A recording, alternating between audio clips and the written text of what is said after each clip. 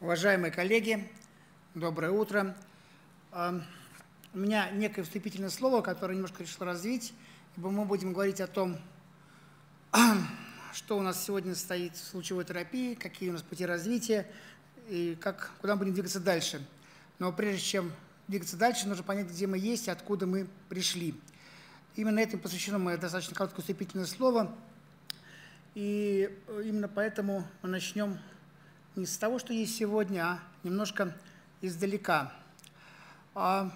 Методы физического воздействия при патологии центральной системы давно интересовали людей, и с момента человечества пытались как-то либо применить тот или метод для того, чтобы кому-то как-то помочь, тем более при патологии центральной нервной системы, и что только для этого не использовали. Но, тем не менее, как наши соотечественники оказались ближе всех с точки зрения аппаратного развития, и больше 120 лет, 128 лет тому назад появился аппарат, цефалометр, профессора Зернова, который был впервые клинически применен профессором Алтуховым в 1991 году. Надо параллельно говорить о том, что мы все-таки говорим о лучевой терапии, которая немыслима без открытия рентгена. Первый стереотактический аппарат использован только в эксперименте у животных, Хорсли Кларк, 109 лет назад. Затем постепенно начала использоваться более широко рентгеновская терапия. Причем надо отметить, что проблема рентгеновской терапии, которая не глубоко проникает под кожу, всего лишь несколько миллиметров, несколько сантиметров. Поэтому первый опыт применения, надо отметить, что, опять же, клиническое, терапевтическое применение рентгеновских лучей, оно даже опередило в какой-то степени его диагностическое значение и применялось для таких интересных заболеваний, как псориаз, экзема, угри и так далее, и так далее. И только затем уже почти 100 лет назад появилась идея перекрестного воздействия перекрестных пучков для того, чтобы воздействовать на более глубинно расположенные структуры. 70 лет назад первый стереотактический аппарат для клинического использования применения у человека, Шпигель и Вейтс. И затем наступает эра Лексова, который провел первое радиохирургическое лечение, дал определение радиохирургии, я не буду подробно останавливаться. Только отмечу, что Ларс Лексов был не только тем, кто дал определение радиохирургии при первого больного. Это был действительно инноватор, который одним из первых использовал ультразвуковую навигацию, использование протонного пучка, использовал свой аппарат и так далее. И кроме того, он еще был замечательным учителем. В том числе нам посчастливилось работать с одним из его учеников, который полгода провел стажировку в Карлинском госпитале. Это основатель отечественной нейрохирургии профессор Корниенко. Лексов не остановился на определении радиохирургии, он создал первый радиохирургический аппарат. И в следующем году будет 50-летие первого гамма-ножа. Гамма-нож дал толчок к развитию радиохирургии, дал возможность при подведении высокой дозы к ограниченному точно локализованному участку, глубинно расположенному. И мы сегодня знаем, что самые разные могут быть использованы для этого физические виды энергии. Это и тяжелые частицы, и энергия фотонов, и энергия при распаде радиоактивного кобальта. При этом любое лечение сопровождается высокими показателями градиента, высокими показателями конформности и селективности лечения. Это дало возможность развития и радиобиологии. Сегодня мы знаем, что воздействие не ограничивается только воздействием на ДНК делящихся клеток, но и также приводит к целому каскаду различных реакций, которые сопровождаются и усилением клеточного иммунитета, апоптозом, освобождением цитокинов и многими другими исследованиями. Но наука развивалась. Около 50 лет назад тайный нот прототип протонного пучка начал использоваться в клинической практике, в том числе использование пика Грега. Линейный ускоритель радиохирургии используется относительно недавно, немногие больше 30 лет назад. И нам посчастливилось одним из основателей этого направления, профессором Федерико Коломбо, вместе работать, и мы немножко у него тоже чему-то научились. Конечно, невозможно представить современной лучевой терапии без развития диагностической техники, поэтому красными датами вписаны в развитие радиотерапии, радиохирургии, появление КТ, МРТ и их первое использование в клинической практике в 90-м году, 27 лет назад, всего лишь для планирования лучевого лечения. Важным этапом явилось появление многолепесткового коллиматора, который позволил проводить самые разные виды лечения, в том числе МРТ, которым тоже уже больше 20 лет. И надо отметить также, что эти техники также впервые появились в нашей стране. И в этот же год, 23 года назад, то бишь в 1994 году, появилась первая машина кибернож, которая стала использовать изображение во время лечения. Появилась возможность использования и применения техники, которые позволяют контролировать и учитывать дыхание и движение органов во время проведения облучения. Появилась экстракраниальная радиохирургия, не связанная с жесткой фиксацией рамы, и специализированные линейные ускорители. Всего лишь каких-то 20 лет назад появилась первая система Навалис. И это направление было целиком оформлено как IGT 14 лет назад. Это облучение по изображению, которое получается во время самого лечения. Всего лишь 10 лет назад появилось первое современное определение радиохирургии, дополненное, измененное определение Лексела, которое было дополнено 4 года назад профессором Рю, и которое уже сегодня включает в себя не только интракраниальное облучение, но и включает в себя облучение патологии тела и разным количеством фракций. Пришло время и России. И вот благодаря инициативе Александра Николаевича Коновалова с 2002 года велась стройка, и, наконец, в 2005 году она завершилась созданием нашего комплекса. Первые техники, которые были использованы в нашей стране, появились в нашем институте. Это радиохирургия с использованием системы Навалис. И в настоящее время почти 12 лет работает система, пролечено больше 1000 пациентов. Появился первый гамма-нож, больше 7000 пациентов. Надо ответить, что появился первый прицел, пролечен в день трагической памяти Чернобыля, так ознаменовал себя начало новой эпохи мирного атома. 8 лет назад был апгрейд системы Навалис, появилась система Exactrek, автоматизированный рабочий стол, новая система навигации. И 8 лет назад появилась также система Кибернож, которая, опять же, символически, первый больной был пролечен, никто не подгонял даты, так получилось, в день космонавтики. Мы тоже тут немножко стали первыми, и с 2013 года мы занимаем лидирующие позиции во всем мире по лечению патологии больных центральной нервной системы. 6 лет назад была система гамма-нож апгрейдена до системы Perfection. И на прошлом году, это такая знаменательная дата для радиохирургии, миллионный больной был пролечен в системе гамма-нож. Опять же, говоря о развитии этого направления, надо отметить, что на самом деле по разным источникам только в радиохирургии, интракраниальной радиохирургии нуждаются пациентов до 300, в зависимости от патологии, в зависимости от региона, от 70 до 550 пациентов на миллион населения в год. То бишь до России составляет почти 50 тысяч пациентов в год, которых необходимо пролечить. А нашим отделением, нашей силы проведено 18 тысяч лечений за 12 лет всего лишь. Да? Но вот мы были первые, сейчас центров все больше и больше, и мы активно принимаем участие в этих центрах. Поэтому мы надеемся, что в скором времени нашим пациентам поведет больше, и все получат своевременное правильное лечение. Для этого надо сделать кое-что еще. Кое-что еще заключается, в частности, в том, что совершилось у нас некоторое время назад. 45 дней назад была демонтирована система Примус. И постепенно началась подготовка к инсталляции новой системы. 18 дней, 17 дней. Активное участие служб всех институтов, в частности, я хотел бы отметить Владимира Михайловича Чердакова, который непосредственно принимает участие в каждой буквально дне, в каждом деянии. И постепенно мы все ближе движемся к тому, что система, в принципе, она готова к эксплуатации. Сейчас происходят пусконаладочные работы. А я уверен, что эти пусконаладочные работы пройдут, и мы с успехом будем пролечим больных, поскольку у нас есть команда, которая может не только лечить, но даже написать книгу, которая появилась буквально сейчас. И в завершении, благодаря за внимание, и мне бы хотелось вспомнить, что у нас еще один повод участия в конференции – это день рождения нашего научного руководителя Александра Николаевича Коновалова. Спасибо. Теперь с удовольствием предоставляю слово нашему гостю, господину Девлешоу. Это представитель, президент фирмы «Вариан». Он представитель Франции, но проживает в настоящее время в Швейцарии. Поэтому прошу, любите жаловать. Президент Девлешоу, пожалуйста.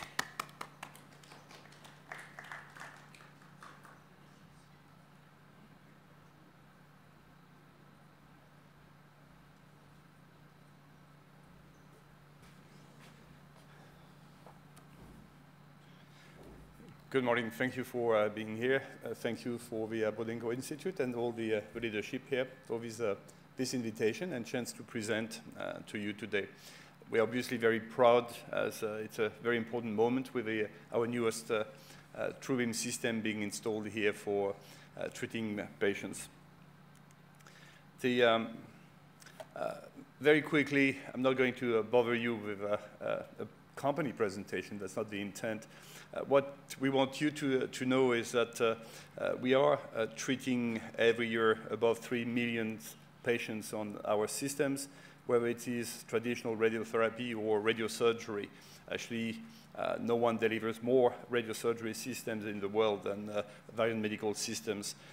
We are the largest company in this field, and our home is Palo Alto, which is actually just next to Stanford University. The origin of the company is Stanford University, and that's where we have been created.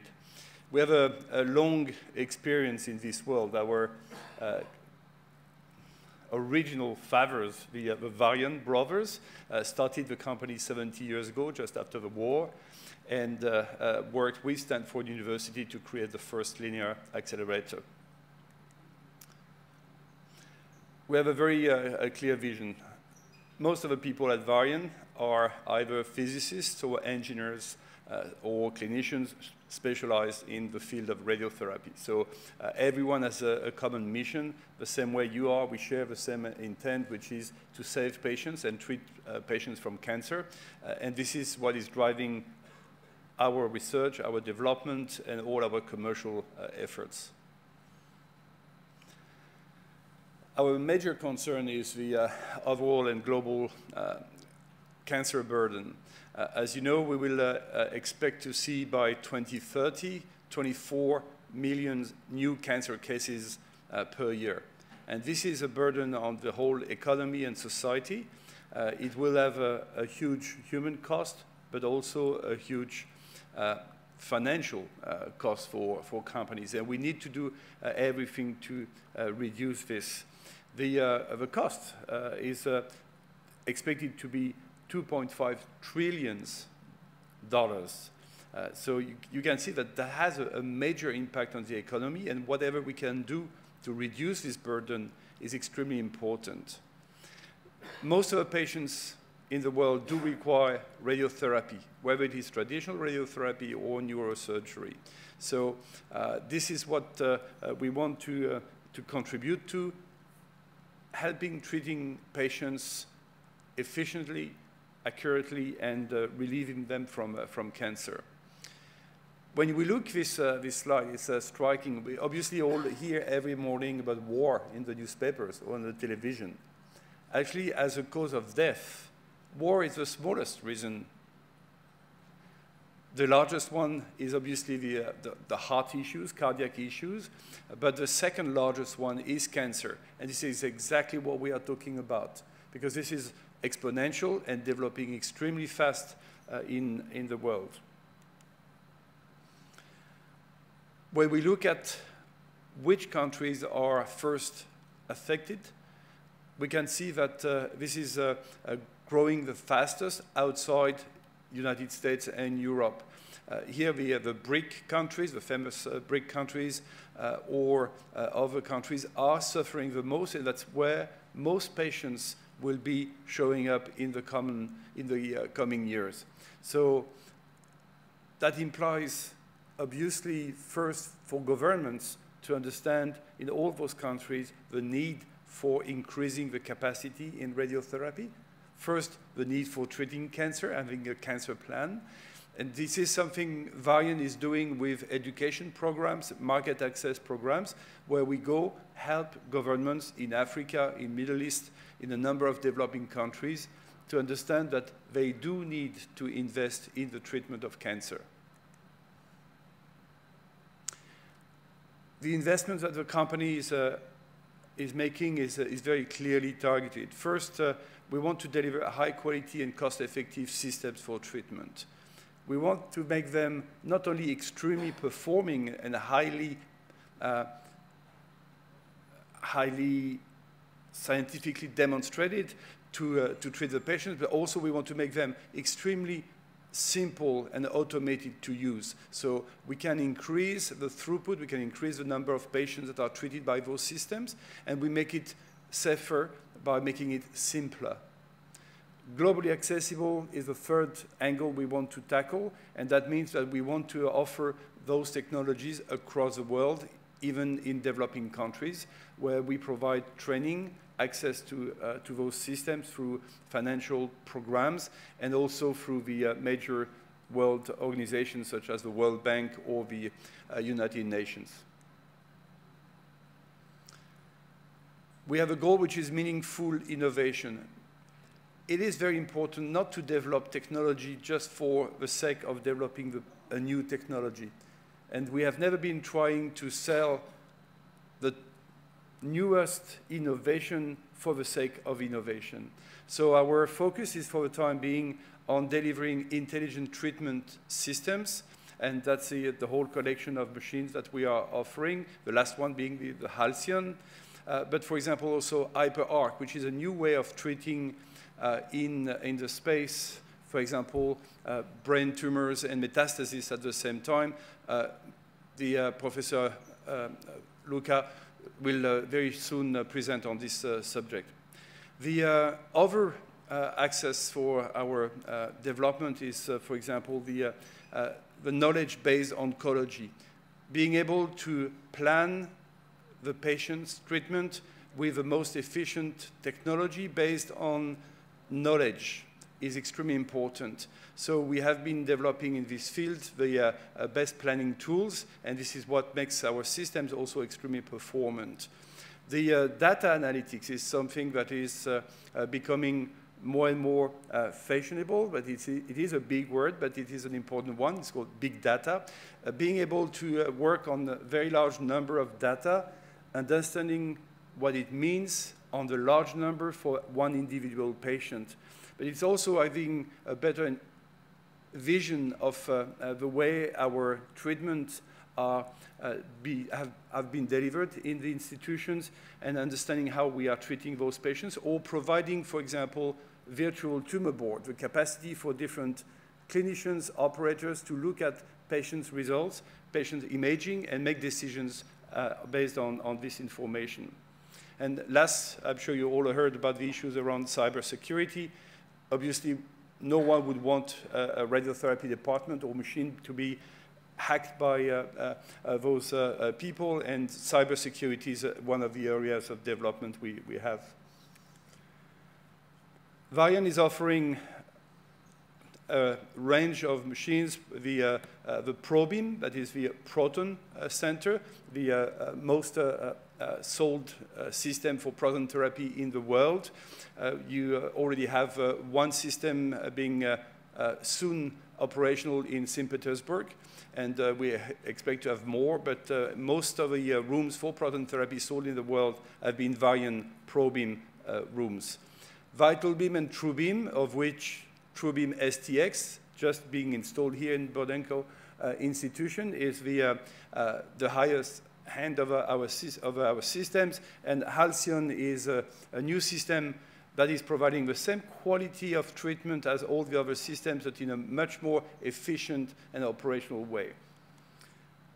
The Edge system is a TrueBeam dedicated for neurosurgery. So this is a dedicated instrument that will provide stereotactic solutions and the most advanced imaging guidance that is available today. HyperArc, we will come back to this, is a new way of treating patients in the space, and what we believe truly is in the capacity to deliver a compact dose well distributed around the patient. And you can see from these images that we have made significant gains in the complexity of the dose delivery. As I said, we will hear more about it in a very short time. Last, I mentioned the issue around complexity of cancer care coordination. Softwares will help us to better treat patients. It will help us to collect the information from the different departments in a hospital or any institution. It will allow us to get a communication between the different players, because today a lot is relying on quality of communication. Quality of communication of the data, quality of communication of the information, but also quality of communication with the patient itself. For that, we have recently introduced 360 Oncology that is allowing a multidisciplinary tumor board, care coordination, patient engagement, so one software eventually in the cloud that allows to collect all this information. And for example, we do have today institutions that do run virtual tumor boards where people are sitting in a different room but are able to make decisions on all the elements that make the file of a patient. So developing in the field of radiotherapy, we do follow the macro trends. And what we are looking at, obviously, is the minimally invasive technology, so of which radiosurgery is an important part, intraoperative therapy or robotic surgery. We do want to provide access to the global market. Obviously, we do live in countries where radiotherapy is commonly used. In America, 60 to 70%. In Europe, 60% of the patients are treated. But this is not the case in a number of countries.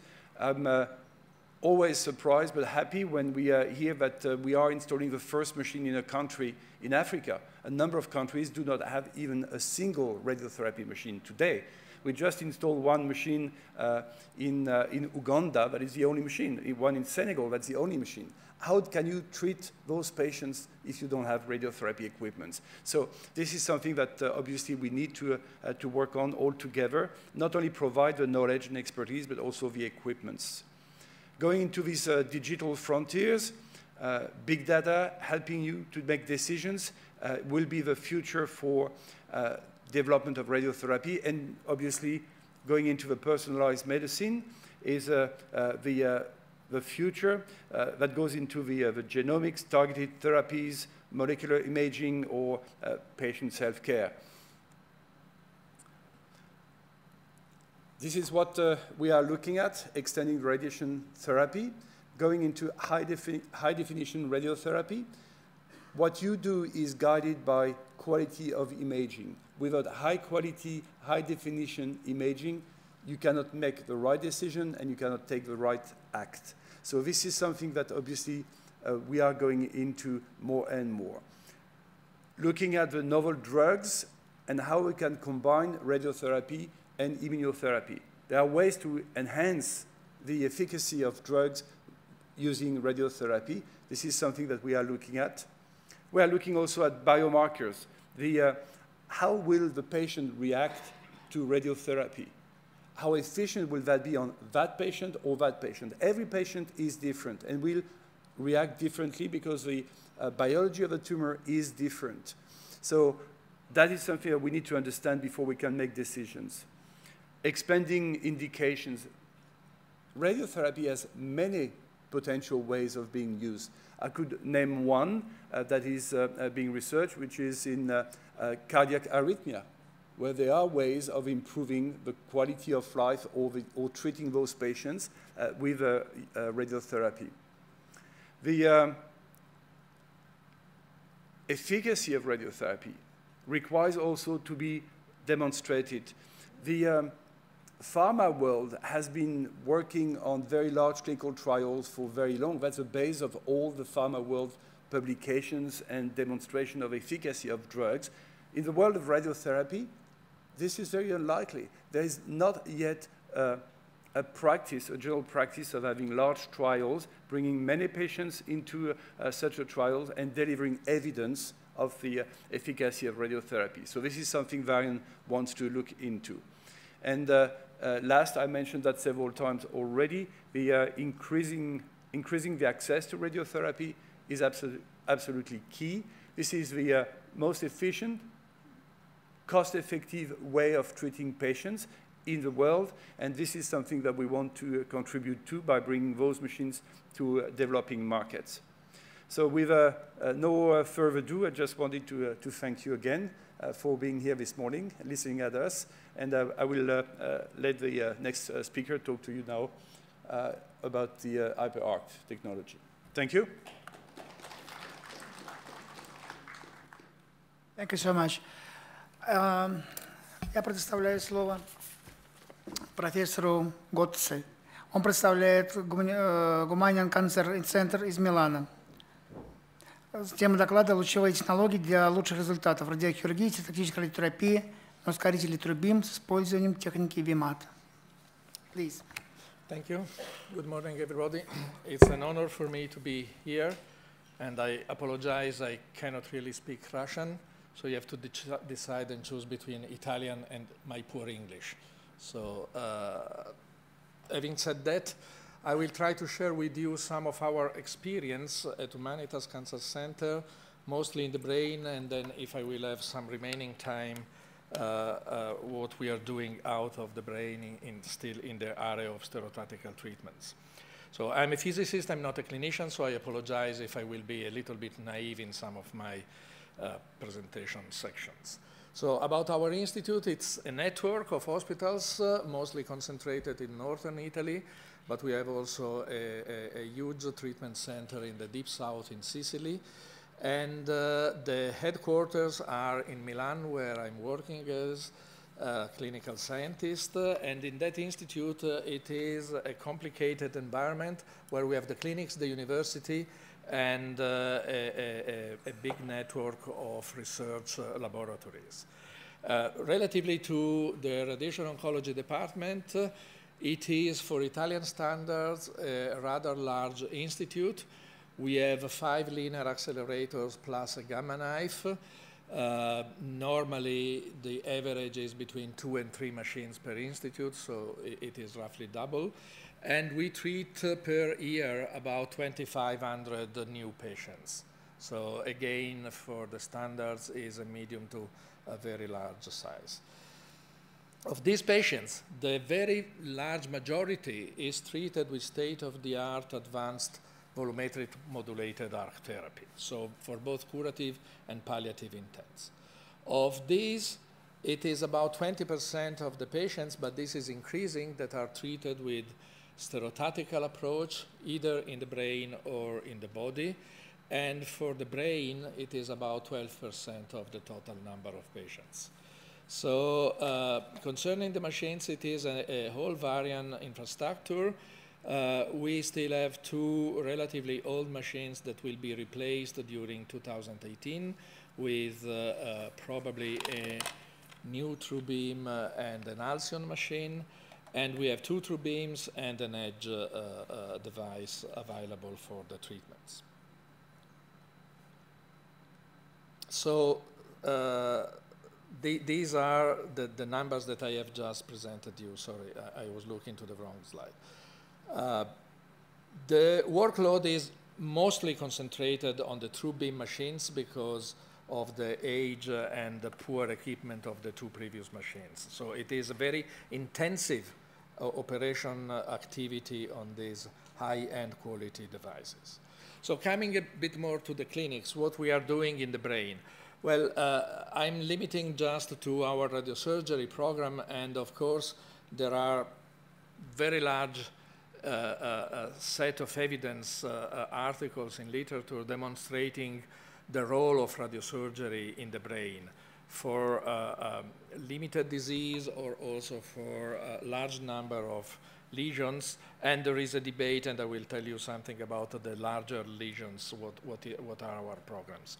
But with this basis, we defined our own program of brain radiosurgery that is divided between the gamma knife and the Linacs. Concerning the Linacs, our procedure is to treat the patients either on the TrueBeam or on the Edge, depending on the availability of the machines.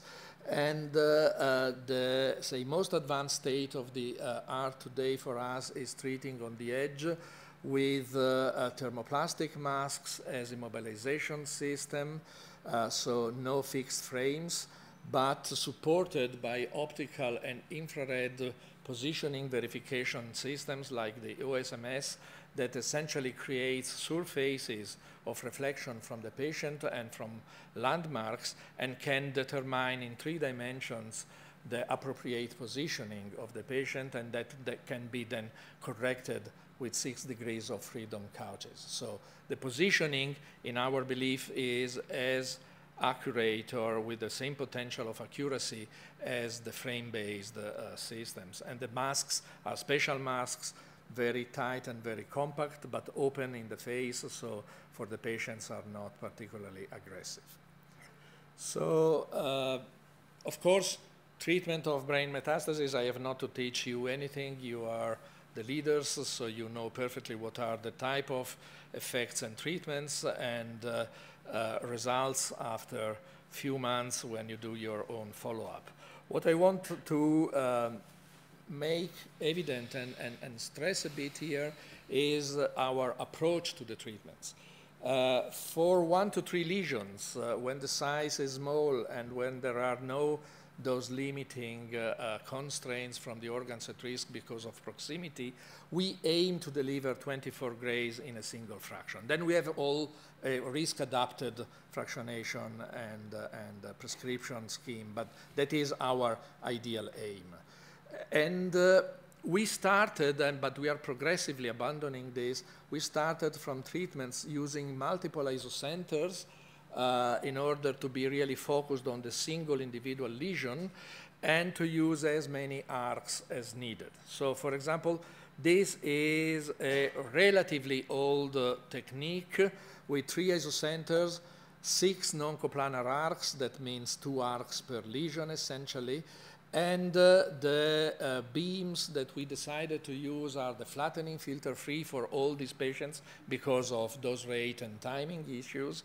And indeed, even with this complex setting, we are capable to keep the beam on time within 5 minutes of delivery, and the time needed to move from one isocenter and the other depends on the complexity, if it is requiring further imaging or not. In the case of non-coplanar settings, we try to reacquire some images, at least with a KV imager whenever possible, in order to verify that there are no unexpected issues, or with the OSMS if it is doable. So this is our strategy, and you can see that the dose gradients and the dose distributions that can be achieved are, at least in general, pretty satisfactory. So these are just few examples of what we are achieving with our follow-up imaging at few months after treatment. But one of the points that we are facing is shown to some extent here, that is the challenge sometimes to keep the dose bath to the entire brain at the levels that we would like to have. This picture shows a whole brain irradiation plus a stereotactical boost, so it is belonging to a different category. But what we can see here is that in between the 2 lesions, we have what we call a dose bridging, that is spreading the relatively high dose levels in between the 2 lesions, whereas the whole brain was supposed to receive something that was significantly lower. But the technique that we are using and the devices that we have available are somehow limited in this performance. So this is a question mark that we ask ourselves: how can we improve? What is the next step that we should implement in our practice to solve this kind of issues? But despite this, that is to anticipate what I want to discuss in a few minutes, the results are, of course, very much satisfactory and very much consistent with our expectations. So depending on the size of the lesions, depending on the histology, depending on all the clinical indicators, we prefer as much as possible to deliver just SBRT, but we still have a program with SBRT plus, SRS plus whole brain irradiation. What about the large metastases? Well, this is a bit more debatable, and of course there are different approaches that are accessible, and what we are trying to look at is to progressively migrate as many patients as possible from a whole brain approach to a stereotactical approach, but not with single fractions, but with hypofractionated stereotactical treatments. And there is some literature suggesting that this can be achieved.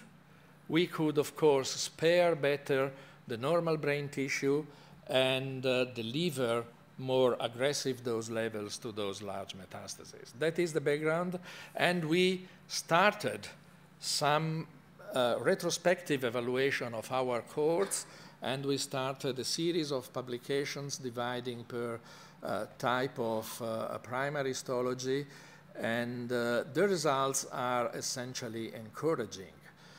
What we aim, of course, is to deliver the largest dose as possible, providing that we can keep the dose to the entire brain and the organs at risk at decent levels. This is just a very quick summary of what we are doing as a kind of routine. The fractionation here is normally in between 3 to 4 fractions, and it's really depending on the size and the position of the lesion. But you can see that we are really now dealing with significantly large lesions, and we can treat up to lesions up to 5 centimeters or so in diameter with this approach. The results are not perfect, of course, but also not so disappointing. We have decent overall survival rates at 1 year that are, or slightly more than 1 year a median time. And at 1 and 2 years, you see that we are in the order of 70 to 30+%. So this is what we are aiming to offer to our patients also in this more challenging environment. Now, since we have the two systems, the Gamma Knife and the Edge, we thought some years ago to set up a trial, a prospective trial, to compare the effectiveness of the two modalities. So this was finally started a couple of years ago, and we have already presented the preliminary results at some conferences. This is a summary of our trial. We aim to treat 250 patients, and the accrual is almost completed in 2 arms that should be characterized by the same nominal dose prescription, but of course having 2 different techniques, the prescription and the way to normalize the doses is slightly different between the 2 groups. But anyway, it is limited to the limited disease 1 to 4 brain lesions, and the aim is to deliver 24 grays to all those patients. And there are evidently different approaches also from the point of view of the comfort and the positioning of the patients. The Gamma Knife is a perfection system with all the standard tools that you know. And for the Linac-based, we use the Edge with the OSMS approach that I have briefly described before. Planning for one system is done on MR imaging. On the other system is mostly done by merging MR and CT devices. But then the calculation is performed according to the standard CT-based approach. So other relevant differences are, of course, the time needed to treat the patients. The mean time is about an hour globally for the Gamma Knife patients.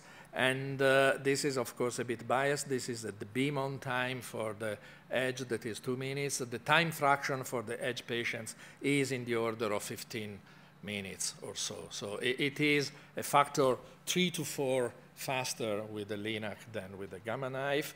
The dose prescription, as I mentioned, is different in terms of the strategy, but the main goal is to deliver 24 grays to as many patients as possible. So as I mentioned, we are approaching the completion of the enrollment. That was 250. It is decently balanced between the 2 groups, and the primary prescription of 24 grays was achieved in most of the cases. Some limitations for the Gamma Knife patients. So from the pure clinical outcome, we have not yet seen definitely any relevant difference. The life expectancy, the survival, and the toxicity rates in general are similar. There is some indication of some potential difference, but this has to be verified with more careful investigations in terms of induced radionecrosis between the 2 groups. We are seeing slightly, but you see that the numbers are really marginal, slightly more incidence of more severe radionecrosis in the Gamma Knife cohort than in the Edge, and there is a latency time that is longer for the Edge delivery than from the Gamma Knife. But again, this is something too preliminary at the moment to be considered as a final result. But what I want to mention here, or at least what I want to summarize at the end of this brief overview, is that at least we are not seeing any significant difference. So we might state, and this is something that was in the primary aims of the study, equivalence between the systems, or a non-inferiority of none of the two with respect to the other. So from our perspective, that we are starting from a general radiotherapy department, the use of Linux should be, at the end, preferable. This is our vision because it is more efficient in terms of time, workflow, education of the staff. It is not requiring dedicated groups of operators and so on and so forth. So this is our vision and our philosophy. So summing all these elements that I presented to you so far, what are our programs for the near future? Well, we want to further develop our stereotactical program with linear accelerators, and given the, not limitations, but features, for example, the dose bridging that we have and we would like to improve, we are considering, with the new machine that we will probably buy next year, to implement this new technology that is the HyperArc approach that was briefly introduced before. So HyperArc is not something new. It has been implemented in Eclipse and in the delivery chain of the linear accelerators as a consolidation and automation process of something that was seminally investigated a few years ago by the University of Alabama group, that is the arrangement of a number up to 5 non-coplanar arcs with a single isocenter to treat multiple lesions in the brain. So this could be considered a kind of intracranial class solution, but that has been hugely automated and improved in terms of the planning capabilities and delivery capabilities. What are the key milestones that we believe are particularly relevant? Well, these are listed here. There are improved tools for the patient modeling. Automated planning is highly improved. We can perform virtual dry runs very early in the chain of planning, so we can avoid what sometimes happens, that you arrive at the end of the day when you have the patient on the couch and you realize that there is something that is not working as expected.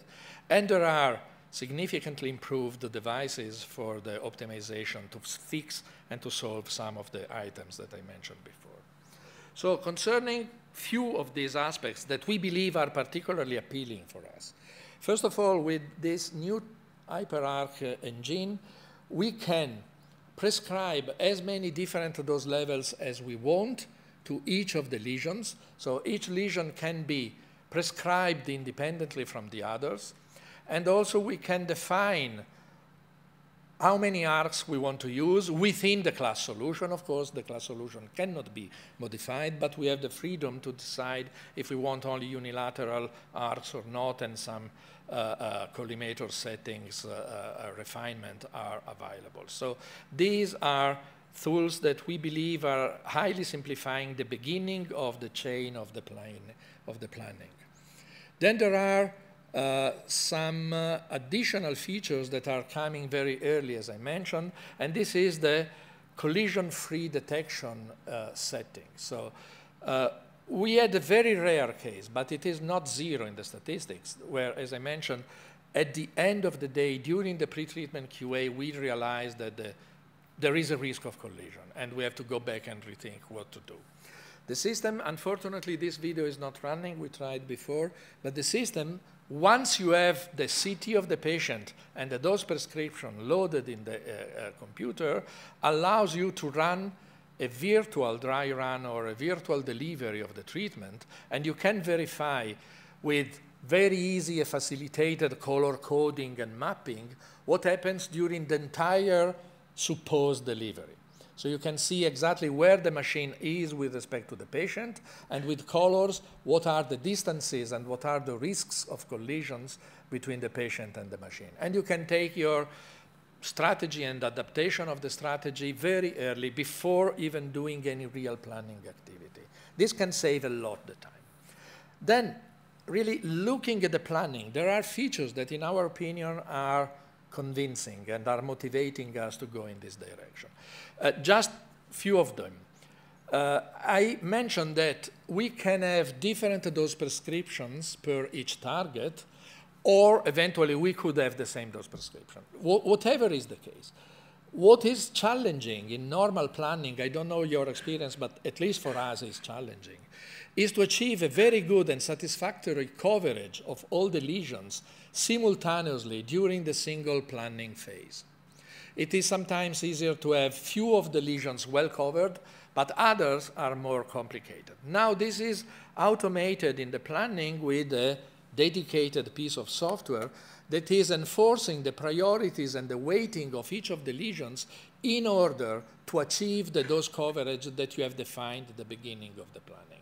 So you define what is your tolerance, and the system automatically enforces it for all the lesions in the process without the need of a trial and error procedure. Then the dose fall off. The dose gradient is always a mandatory aspect of a stereotactical planning, but it is also sometimes a challenge.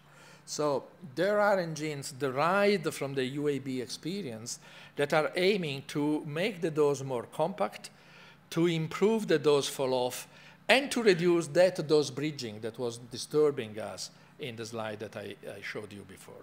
I will show you some results, but now we are presenting what are the tools. And finally, there are, during the planning, some SRS-oriented metrics that are presented and continuously recalculated and refreshed during the optimization phase. And these are essentially the Paddick gradient and conformity index, the ICRU homogeneity, and the RTOG conformity indexes for all the lesions. So we can see during the optimization if our clinical metrics are satisfied or not, and if there is any challenge, any problem, anything that goes in the direction that we don't like, we can take, again, decisions very early in the planning phase, modify our strategy before spending hours and arriving to final results that are possibly disappointing. So some of the results and some of the comparisons that we did and we are now aiming to publish. This is a case of 7 brain metastases from our library with a prescription of 20 grays, single fraction, with a 10 MV flattening filter free and a high definition MLC. So the challenge here is that we are dealing with very small lesions. You see that there are really small lesions, and some of those are really near one to the other. So what is the problem here is to separate the dose and to have individualized those peaks around these very small lesions. The bottom, those distributions are representing what we would do today with our well-experienced but still, say, in a way, old-fashioned stereotactical approach. Whereas the hyperarc solution, or the potential for hyperarc, is illustrated above. You can see that for these really small and extremely proximal lesions, we can nicely identify 2 dose peaks and 2 separate irradiation patterns with a much significantly reduced dose bridging in between the 2. And of course, if you look at the dose bath levels, there is even more significantly separation. And this has relevant impact in terms of the healthy brain that can be involved in the process. And these are the values that we have identified and found here. So this is an extreme case. This is a relatively simpler case with 3 lesions. This is another study that we are conducting with our colleagues in Gliwice because they have a cyber knife and we are comparing these different approaches. So we compared hyperarc, the VMAT-based stereotactical approach, and their cyber knife clinical approach. And here you can see the dose distributions with 3 different dose levels. So the 98%, the 90%, and 50% of those levels, if I'm not wrong. And you can see that there are clearly significant differences in the pathways. And the dose bridging is significantly improved with a hyperarc. And if you look, for example, at the V4 grays for the total healthy brain, you see that there is a factor 2 reduction in between the different approaches, as well as for the V12 brain sparing, with similar or improved values for the stereotactical parameters. This study was conducted on a cohort of 20 patients, and we have now just submitted the study to radiation oncology. These are some of the global results. So you can see that hyperarc is the third part in the distribution. We can definitely improve the sparing of the healthy brain. That is, if you do the statistics properly, significant with respect to the other two approaches. Whereas we don't see dramatic differences. There is a little bit more heterogeneity in the dose distribution in the target, but the coverage is absolutely the same and statistically compatible for the three techniques. So we believe that this is really allowing us to go in the direction that we want and improving the strategic management of our stereotactical patients. So to conclude, we feel that hyperarc will enable us to really automate and improve our efficiency. As I mentioned you before, we are a relatively busy clinic, so we must have an efficient pathway. It is safe. For example, the safety check in the very beginning is something that we believe is extremely important. Also for the emotional aspects with the patients. It's so disruptive when you arrive at the end and something goes wrong that it has to be really implemented through the entire chain of planning. And the quality of the results are promising. It is what I showed you so far in silico, but hyperarc is now clinically in routine in few centers. For example, in Italy, still in the northern eastern part in Grar near Verona, there is a center that was the first center worldwide. They treated now about 50 patients with hyperarc, and they submitted their early clinical results to radiation oncology as well.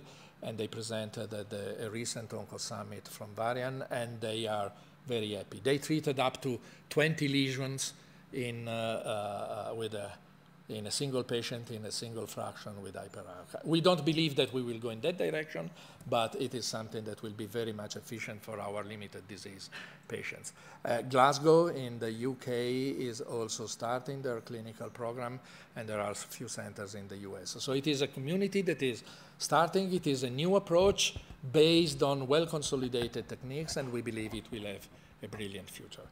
Since time is running, I will not present you anything more, but just to mention, we have a very aggressive program of SBRT in the lung, in the pancreas, in the liver for both primary and metastatic. In the prostate, we are now participating to an international trial between Italy and Switzerland for single-shot prostate treatment for the low risk with urethral sparing. So we have a complicated pattern of SBRT treatments, very aggressive, doable, all with excellent results in terms of local control and survival with our Linux-based technology. So thank you for your attention. Thank you so much. I have one question to you.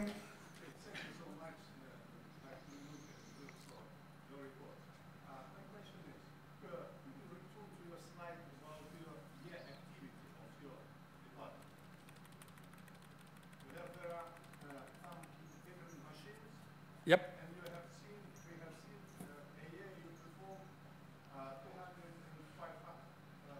Say 2,500 patients per year.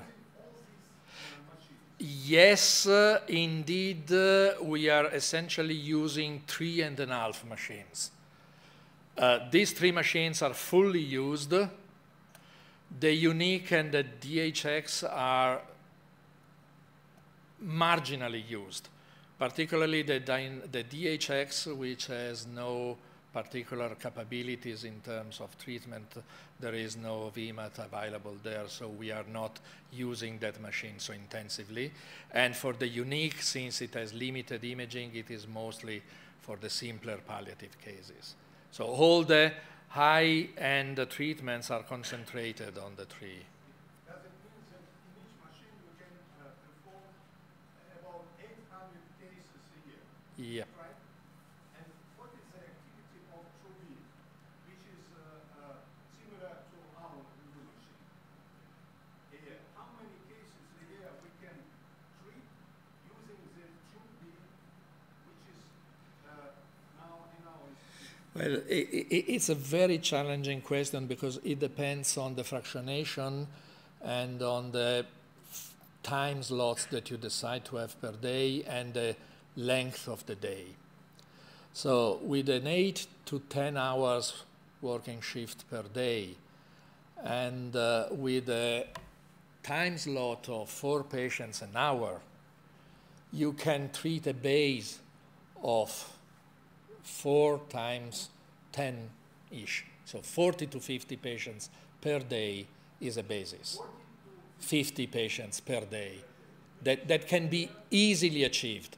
To go further, you have, of course, to reduce the time slot. But we can do that with our simpler stereotactical approaches.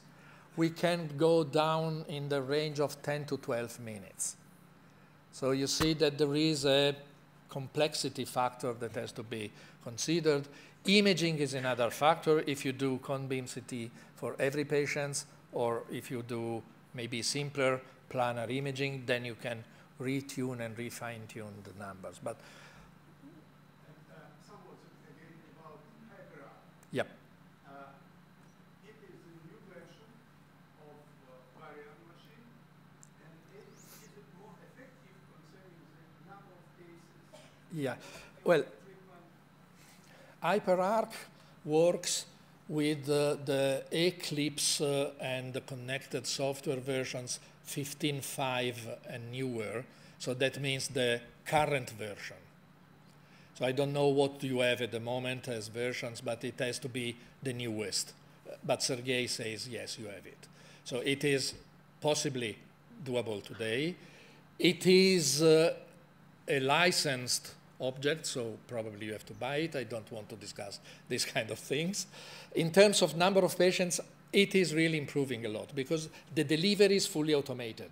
So you just simply push a button in the beginning, and in between the arcs, it is automatically also acquiring the planar images. When you shift the couch, there is imaging done at every step, entirely automated. So there is no dead time in between arcs. So that is extremely fast. That can be, the 20 grays can be really delivered, including imaging, in something that is 5 to 7 minutes. And this is not my numbers, but this is coming from the Negrar Center in Italy where they are treating. No, it will be on the new machine. Yeah. There are only few in the world. In the moment, yes, because it has been. How many? Well, in Europe, treating, there are 2 centers at the moment. I think that the numbers are in the order of 10, 15 that bought it. In the US, there are another, say, handful number of centers clinically operational. It has been released this year, so it's for clinical operation. So it is really new. The first patient was treated in Italy on the 8th of August. So it is 3 months past, 4 months past. And I'm very sorry. And could you tell again, because you are physicists, radiophysicists, what about proton beam treatment? Yeah, that is my dream. I would come work here if you would buy protons for me. No, apart joking, protons are extremely important. They have a fundamental role. Place for proton in your huge department. Well, we have a garden and we are thinking about that. But not for all patients, of course. Protons are not the panacea for everything. You have to properly select the patients that have to be enrolled in a proton program. For example, we are not doing pediatrics, while pediatrics is clearly a good indication for protons. But all the radio-resistant base of the skull and related tumors, the sarcomas in general, even if they are responsive, they are challenging for other reasons. Recurrent tumors. We have increasing number of head and neck recurrences because we are collecting those patients from abroad and from other centers, and those might be indicated for proton therapy. How many Italian centers have proton? Now, clinically operational, there are only 2, one in the eastern part and one in the area of Milan, and they are doing also ions. But there are at least 5 or 6 projects on paper ready to go for protons. I'm sorry. Yeah. Last question, because I couldn't tell, do you use in your hospital intraoral radiation No. of the cavity? No, we don't. And some German, Japanese people very enthusiastic in this kind of radiotherapy or stop, just intraoral. And what do you think about this Well, radiophysicist? as a radiophysicist, for me, is a kind of nightmare because to guarantee an accurate dose calculation and to guarantee that the dose goes where you would like to have it is really challenging. And we don't have the tools, we don't have the time, and we don't have the accuracy. So this is one side of the corner. The other side is that the results available in literature are a little bit confusing. For example, the Milan group of Umberto Veronesi and Roberto Recchia, they had this Iliot trial. They treated thousands of patients. But if you look, they published something about the cosmetics. They published some early results, but we are still looking for the long-term results, and these are not coming out.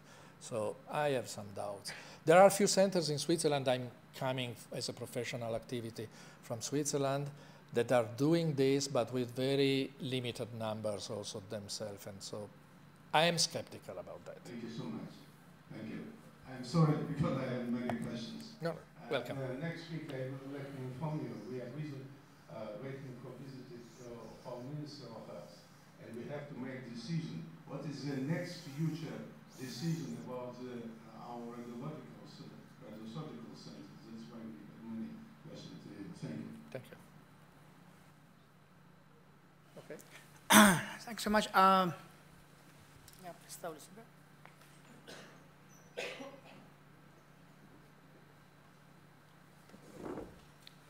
Спасибо. Я просто хотел сказать, что вот мы поговорили о прошлом, сейчас представили, немножко заглянули в будущее. Сан Саныч, еще раз возвращаясь к докладу, гиперарк – это новая опция, это не новая машина, это новая опция, которую возможно реализовать на нашей машине тоже. Но она еще не лицензирована.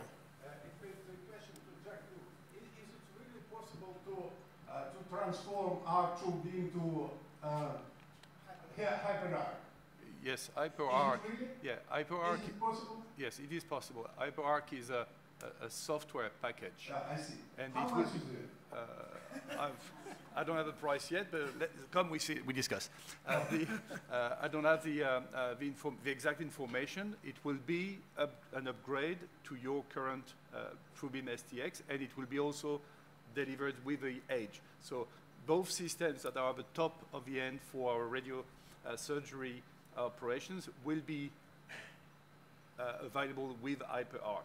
So as soon as it is a discussion that we want to have, it is possible to upgrade your system to HyperArc. I assume, if you want to have an idea, I assume it's around $450,000.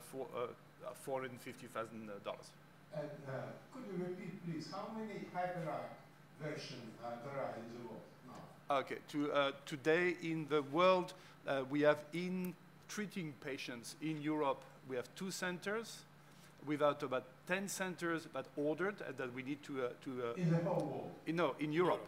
In Europe too? Yeah. In the United States, it's about 10. Yeah, 12 altogether? So 10, 12 altogether, probably 50 that ordered and will be becoming clinical during the coming year. And this is, keep in mind, something that we just released. It's a new technology that we just launched. So that's why it is in the adoption phase. Do we have certification in Russia? This No. software not yet. in Russia, or not? Not yet. Not yet, Сан Саныч. Beginning of the year? Not yet. Not, maybe Could you explain how long time does it take to get the certificate? This basically will be included in the certificate storage machine. It will be available by February next year. And because let me inform me about the price for this high-rank software. Sure. Because, I think we already have kilometers. We have proposal and okay, thank you. I'm very sorry. Ну, теперь как бы из будущего вернемся в настоящее и рассмотрим, вот мы посмотрели то, что делают в Италии, сейчас немножко посмотрим, что делаем мы, и какие тенденции существуют в настоящем в наших лечении, что мы собираемся делать в ближайшем будущем. Ну, уже говорилось, что мы освоили эту технику, мы научились фиксировать больных, сканировать, совмещать изображения, строить изображения структур значительно важных, позиционировать больных. И фактически мы привели к тому, что мы сегодня лечим больных достаточно много, достаточно интенсивно. Это вот цифра о том конкретно, говорит, кого мы сколько лечим. Значит, порядка 18 тысяч больных пролечено. Обращаю внимание, что самый разный спектр нейрохирургической патологии, включая так называемые резистентные опухоли. Ну, больше всего, как уже понятно, что в настоящее время наибольшее значение имеет для нас пациенты с метастатическим поражением, не только что наибольшее значение, но, по крайней мере, чуть ли не больше всего. Это четверть больных всех, которые проходят лечение в качестве фракционированного подхода, и треть больных всех радиохирургических пациентов. И сегодня мы действительно лечим множественные очаги, мы лечим большие очаги, мы лечим резистентные очаги достаточно успешно. Насколько успешно, вопрос сложный, но тем не менее наши цифры, которые были подведены вот совсем недавно, подводят результаты доктором Бановым, говорят о том, что пациенты живут достаточно долго, средние сроки жизни составляют 11 месяцев, при этом существенное влияние, предположим, облучение всего мозга, что раньше был стандартом, оказывается только на тех больных, у которых есть множественное поражение, нейрохирургическое вмешательство похоже по своему действию, по эффективности с радиохирургическим, и мало что добавляет нашим пациентам, если оно не показано по специфическим причинам, типа повышения пищевой гипертензии и угрожающего состояния жизни пациента. А это сроки жизни у больных на протяжении нескольких месяцев. Мы видим, что не так много больных переживает 4 года, тем не менее они есть, а 12 месяцев переживает почти половина пациентов. При этом очень важное значение имеет группа прогноза. И если мы рассмотрим наших пациентов в системе прогноза, то мы отметим, что в позитивной группе, по позитивным прогнозам, более 70, почти 70 пациентов в позитивной группе проживают больше года. И они же порядка 40% проживают 3 года и более, что означает существенное значение для этих пациентов. Конечно, это зависит прежде всего и от морфологии. Мы условно этих больных были разделены на 2 группы: чувствительные, более или менее чувствительные к облучению. Выделены при мультифакторном анализе факторы, связанные с позитивным прогнозом. Это экстраканальная состояние пациента, те или иные мутации в морфологии, возраст, количество очагов. Интересно и значимо, что количество радиохирургии имеет принципиальное значение для этих пациентов, и мы можем контролировать ситуацию и лечить больных повторно, и это сказывается на продолжительности жизни наших пациентов. Более-менее определились с дозами, которые мы должны назначать и которые должны подводить. Известно, что оптимальным является около дозы в 20 грей при радиохирургическом режиме фракционирования, поскольку выше доза выражает большее количество некрозов, а меньшая доза не так эффективна. При этом интересно, что не все отобразилось, тем не менее интересно, что доза выше, по которой 20 грей, она не то что увеличивается, а наоборот даже уменьшает уменьшение продолжительности жизни у наших пациентов. Ну, насколько эффективно лечение мы видим на конкретных отдельных клинических примерах, в том числе и у больных с наличием отека, с наличием дислокации, при расположении очагов в значимых зонах близко к зрительным путям, в кавернозном синусе, в стволе головного мозга большая серия пациентов. Это вот лечение мелкоклеточного рака легкого ствола головного мозга. Это достаточно уникальное наблюдение. Чем оно уникально? Это вот лечение при радиохирургическом. Дело в том, что у этого пациента это уже 4-я радиохирургия. В этом же месте у одного пациента через 4 года после первичного лечения, то есть мы можем повторить лечение, несмотря на то, что это метастазы большие в стволе головного мозга, и вот пациент до сих пор поддерживается на небольших, значительно превентивно назначенных дозах авастина, больной до сих пор жив, уже прошло 4 года после первичного лечения ствола головного мозга. Конечно, как уже говорилось в предыдущем докладе, объем это принципиальное значение имеет для лечения этих пациентов, и от этого зависит продолжительность жизни у наших больных. И поэтому мы развиваем и ищем новые пути, в частности, предоперационное облучение. И вот это уже многие сотрудники вовлечены в этот проект, и мы действительно видим, вот, предположим, данный пациент, здесь было предоперационное облучение и радиохирургия на 2 очага сразу, затем был очаг удален. Там, где было сочетание предоперационного облучения с последующим удалением, мы не видим рецидива, просто облученный очаг, к сожалению, рецидивировал через некоторое время. Но при этом, почему предоперационно, а не после? Потому что мы видим, опять же, если мы рассмотрим цифры, то лептоменингальная прогрессия встречается в 3 раза чаще после проведения операции. То есть, если мы облучаем, до этого мы в 3 раза меньше видим развитие лептоменингальной прогрессии после развития операции. Поэтому это направление развивается. Конечно, требует важного согласования действий между нейрохирургами и радиохирургами, чем мы, собственно, успешно занимаемся в стенах нашего института.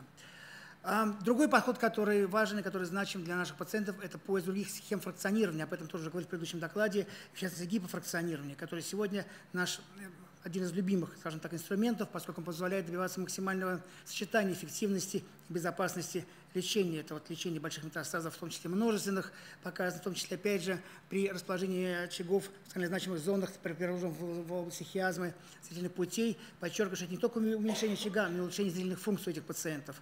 Это другое наблюдение в хиазмонцеллярной области. И вот другое наблюдение, которое, опять же, по-своему уникально. Пациент жив до сих пор от метастаз меланомы в ствол головного мозга. Это до лечения. Уже 5 лет после лечения мы не видим очага, и больной жив.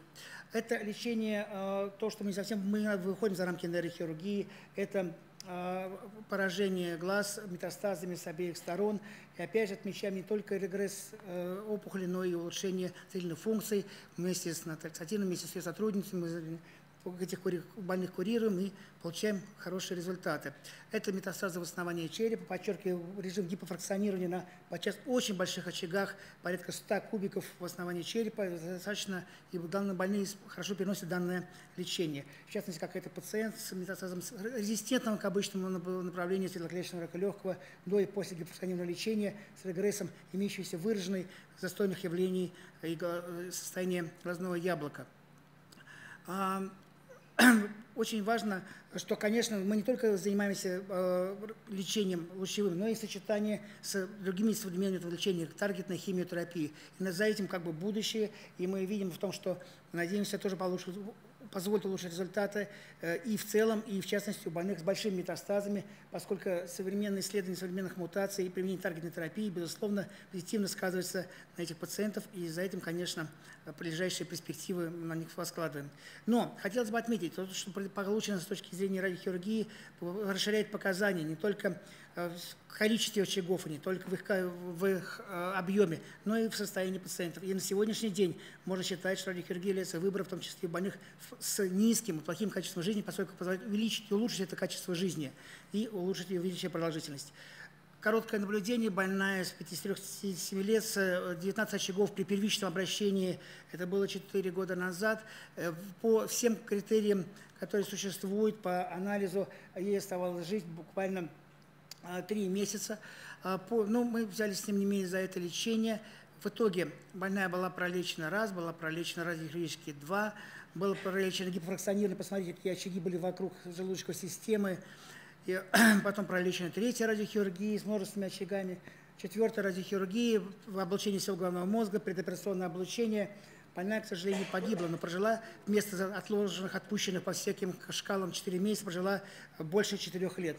49 месяцев жизни, 86 очагов наблюдения различными методами лечения. Другая пациентка с раком легкого, опять же, 15 месяцев предполагаемой жизни, 40, за время наблюдения, которое продолжалось больше 82 месяцев. Она получила, у нее было 40 различных образований, самые разные локализации. Техника, которая у нас есть, позволяет сегодня, может быть, не так эффективно, как в будущем, тем не менее, сегодня можно лечить и состояние внутримозговые очаги, и интракулярные метастазы, и поражение позвонков, и поражение печени, и других структур. И таким образом мы достигаем хронизации процесса и позволяем увеличить жизнь, в том числе у фактически обреченных пациентов. Но не все так печально. Тем не менее, у нас есть позитивные вещи, люди до сих пор живут, несмотря на то, что вроде тоже было лечение первичное, даже получили рецидив в скором времени. Тем не менее, сочетание радиохирургии гипофункционированной позволит, в частности, данной пациентке жить и до сих пор воспитывать своего сына. Другая патология глиомы, много говорилось вчера, я не буду говорить много сегодня, тем более еще будет доклад Юрия Юрьевича Трунина, который позволит педиатрической практике оценить эту ситуацию. Тем не менее, только отмечу о том, что мы все больше и больше используем этот метод не только для первичного лечения, естественно, когда является он стандартным методом необходимости, но и также при повторном лечении и позволяет увеличить продолжительность жизни наших пациентов в сочетании, опять же, с химиотерапией, с таргетной терапией. И, конечно, для строгий протокол по облучению повторных пациентов с глиобластомами, он выработан, мы его используем и находим долгожителей, в частности, это уже наблюдение, когда пациенты наблюдали и лечили и локальные рецидивы, и дистантные севиры или метастазы, или просто мультиформное проявление глиобластомы в течение нескольких лет. Что дает радиохирургия гипофункционированная, видно на этом слайде, это опять же наши данные. 3 года в среднем продолжительность жизни при использовании киберножа как в качестве повторного лечения, те же 3 года мы получаем при фактически средней, повторяю, у больных после первичного диагноза при повторном лечении на гамма-ноже. Конечно, таких больных не очень много, конечно, избранная группа больных, но тем не менее это возможно, и мы действительно, опять же, имеем когорту длительно живущих пациентов. Есть перспективы. Вот мы недавно с Александром начали обсуждать, в том числе облучение, может быть, предоперационное, небольшой глиобластом, или, опять же, облучение глиобластом, там же, где их еще нет, но там, где они собираются, скорее всего, быть, или по методу распространения трактом, или там, где есть стволовые клетки. Это новое направление, которое собираемся мы развивать. Доброкачественные опухоли, краниофарингиомы. Уже подготовлена работа доктором Саватеевым, и скоро она будет представлена. Опять же, немножко коснется Юрий Юрьевич. То, что это работает, то в нашей традиционной микрохирургической теме это лучевая терапия, это однозначно и работает очень успешно.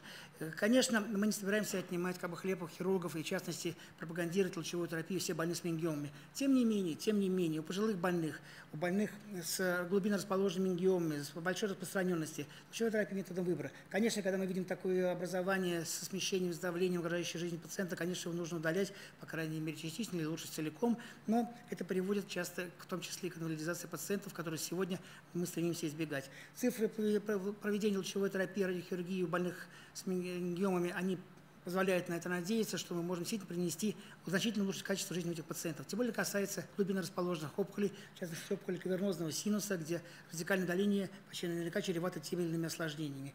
И это, может, интересно, статистика мировая, литература, которая говорит о том, что без предварительной хирургии результаты улучшения функции черепно-мозговых нервов пациентов, в том числе молодых, лучше. Это одна из наших пациентов. Это же касается не только молодых пациентов, это касается больших опухолей распространенности черепа. Иногда мы не всегда видим очень четкую реакцию со стороны опухоли. Тем не менее, если при волюметрическом обзоре опухоль уменьшается, и состояние больных также улучшается. Это пример подхода комбинированного, более адекватного, более правильного, более современного, когда радикально выполненная операция дополняется проведением лучевой терапии на остатки опухоли с хорошими контролями эффективности опухолевого роста.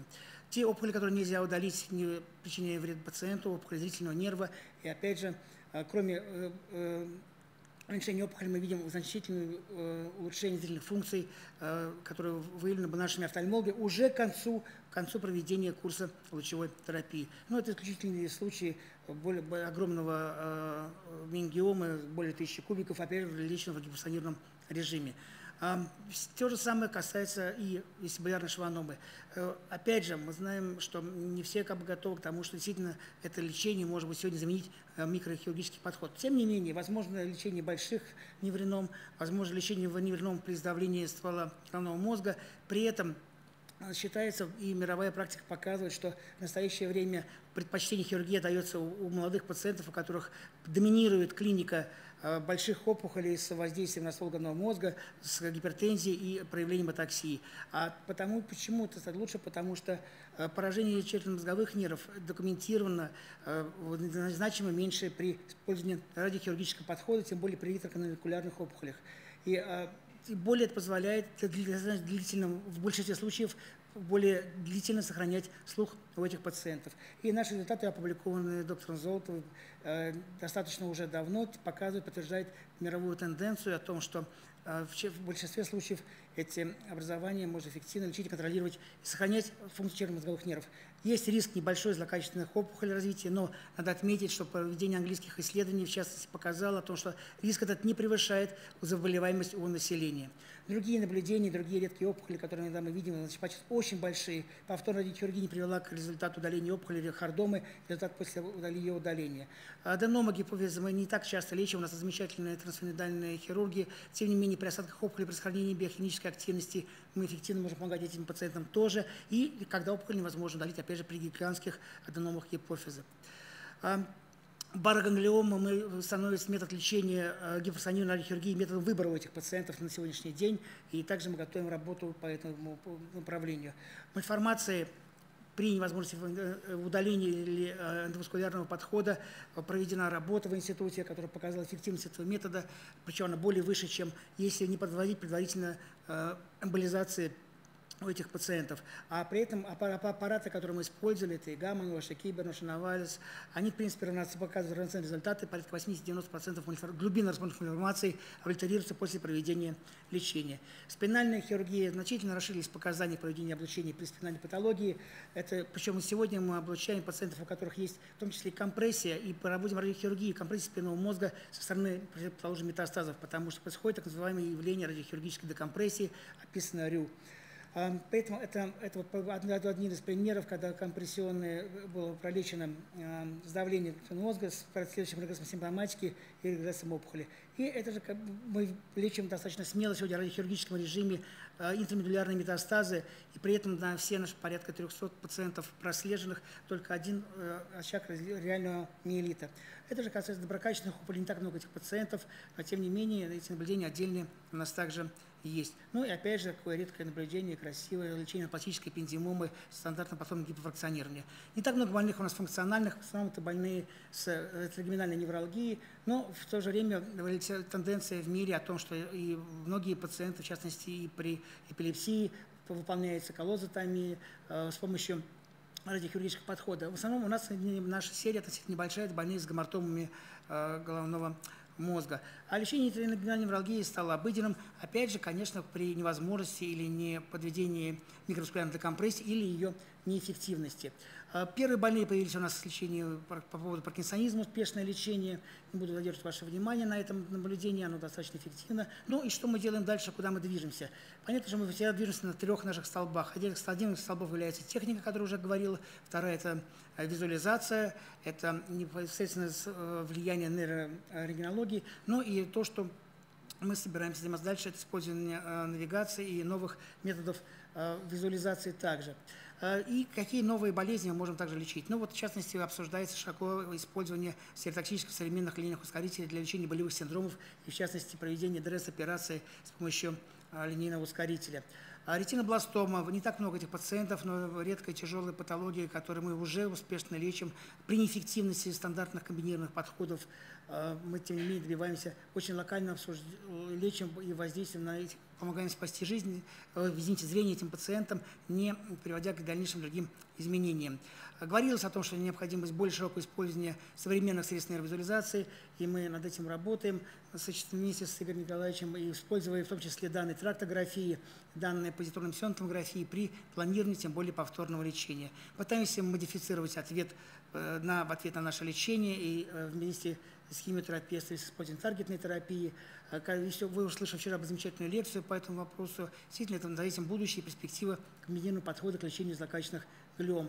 Апскопальный эффект, когда мы видим эффект на расстоянии, не только в месте облучения. Что интересно, что для меня как бы было поразительно, то, что это уже описано достаточно при меланоме, в частности, пациента, который я показывал, у нее тоже регрессировали очаги вне головы. Мы облучали интракраниально, радиохирургически давали дозы, но при этом исчезали очаги, расположенные в теле у этой пациентки, на коже. И этот эффект в настоящее время распространен в том числе и на глиобластомах. Тоже это было описано не нами, но описано нашими американскими коллегами, что он тоже работает. И мы вот недавно видели эффект, что, может быть, это тоже обскопальный был эффект, когда мы лечили больного с соматической менингиомой. Может быть, это он тоже. Пока мы не знаем. Что делаем наше, в каком направлении мы движемся? Мы развиваем автосегментацию. У нас разработана программа обеспечения для применения использования данных ангиографии, которая была сделана ранее, а не во время лечения. Эластичный фьюжн – это то, что делаем мы, и то, что делают наши коллеги во всем мире. В частности, один из предстоящих докладов от компании BrainLab будет посвящен именно развитию направления усовершенствования планирования. Это то, что можно совмещать различные эластичный фьюжн, в том числе при различной укладке и при разных методах визуализации. Накапливается база данных, которая позволит проводить автосегментацию. В нашей базе уже больше, это достаточно устаревшие данные, но больше, уже почти 600 тысяч исследований, которые можно использовать в дальнейшем для развития нового программного обеспечения. Конечно, мы думаем о том, как все это работает, и пытаемся анализировать в том числе и радиобиологические феномены, которые сопровождают лицензионное облучение. И проведена работа на животных, сейчас проводится исследование на клетках, на культуре клетках глиобластомы, которые позволяют оптимизировать и где найти лучший алгоритм лечения, в том числе фракционирования и дозы для наших пациентов. Моделируем источники, это диссертация доктора Калечиной, которая также позволяет лучше понимать суть происходящего и, наверное, заглядывать в будущее. На сегодняшний день сектотическое облучение уже вышло за рамки нейрохирургии, оно стало стандартом лечения и в общей онкологии, и мы собираемся интенсивно ее продолжать, интенсивно развивать, но не будем забывать от излишнего пристрастия, чтобы нас избавил Господь, от нового презрения к старому, от предпочтения знания мудрости и здравому смыслу, и от того, чтобы сделать лечение больным более тяжким, чем причинением ей страдания. Спасибо вам.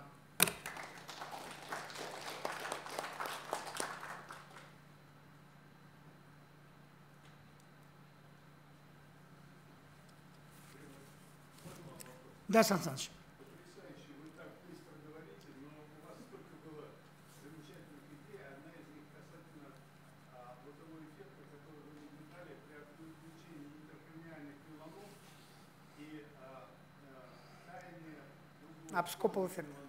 Можно предполагать, что после облучения антигены, я примитивно говорю, опухолевые, выплескивают в иммунную систему, и возникает некая инициация иммунной реакции против опухолевой. Так и есть, Сан Саныч. Это как абскопал эффект, он так и описывается. И причем, опять же, он может стимулироваться на фоне проведения той или иной таргетной терапии. Это действительно феномен, который мы первый реально увидели, но это реально описанный уже феномен. Сколько у вас таких кейсов касательно меланом или других типов? У нас реально вот 2, есть подозрение на еще один, скажем так, но пока это единичное наблюдение. Пока это была только одна меланома. Реально то, что мы видели, да. Но вот я говорю, то, что меня вот потрясло, потому что вот недавно буквально вот мы были в Новосибирске на радиохирургических курсах, там американские авторы утверждали, что существует подобная реакция и при глиобластомах, при первичных множественных глиобластомах, облученных интракраниально, регрессировали очаги в интермедулярных на уровне спинного мозга. Что, в общем, как бы, по-моему, пока не описано. Но это, докладывалось. У вас много чего было интересного, не будем затомлять. Спасибо. Да, Григорий Ильич. Спасибо большое. Вопрос, который обсуждался в данном конгрессе, все-таки есть ли какие-то преимущества протонной терапии в сравнении с современными методами, другими подходами лучевой терапии при базальных опухолях, хардомах, основании черепа, или нет этих преимуществ? Ваше мнение. Спасибо большое. Спасибо за вопрос. Но вот буквально передо мной Сан Саныч спрашивал у доктора Готца аналогично, и я совершенно с ним согласен, прям буквально прямые слова произнес. Принципиально для методов лечения протон не имеет преимуществ. Но то, что вы упомянули конкретно в данной группе, в группе основания, тем более в каких-то резистентных формальных опухолях типа саркомы или, как вот правильно, хардомы, может быть, потому что у нас тоже есть опыт, или тем более при повторном лечении, потом, наверное, имеет значение. Но не как системный подход, тем более при первичном поражении. Спасибо. Я все-таки просил бы эту тему для попросил вот 3 докладчиков еще раз повторить, почему, скажем, в Японии протонная терапия популярная.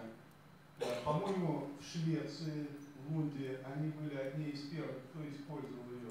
Какое ее все-таки место для нейроонкологии может быть сегодня? Стоит ли нам, как Национальному центру, уделить этому вниманию и предполагать, что у нас тоже должен быть такой инструмент? Сан Саныч, ну вот как бы мнение, которое на самом деле, вот не хочу переходить на политику, но тем не менее, вот буквально, опять же, сколько-то времени назад Вероника Игоревна вот вопрос задавала, когда вот мы помогали открывать центр в институте Гранова в Петербурге, она буквально приехала оттуда как раз с открытия протонного центра частного. И вот вопрос задала, но я вот то, что сказал ей, прямо вам говорю, и я и вам тоже, что для массы наших больных протонная терапия как бы не имеет принципиального значения.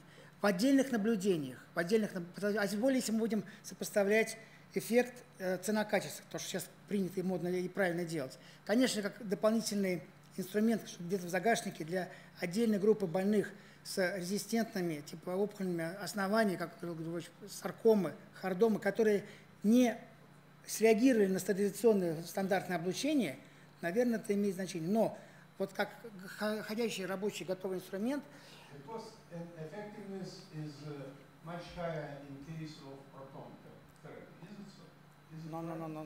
No, it all depends of patients and cases. So there are a number of cases where proton is demonstrated as being superior.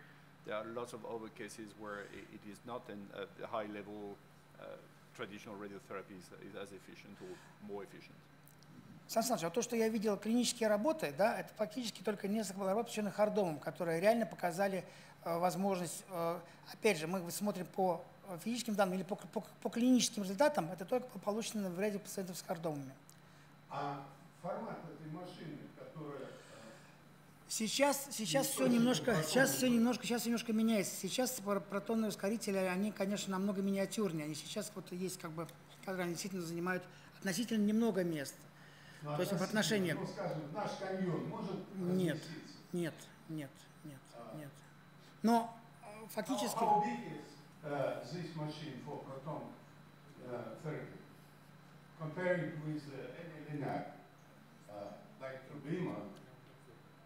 Well, from a size, it is completely different size. How big? Well, basically, you would need to have a bunker with a proton. You would need a tennis court. Tennis court. Ну, в принципе, наш аналог это типа ПЭТ, он стоит. То есть это фактически это вот соизмеримый, наверное. Нет, меньше? А? Для ПЭТ сильно. У нас маленький ПЭТ.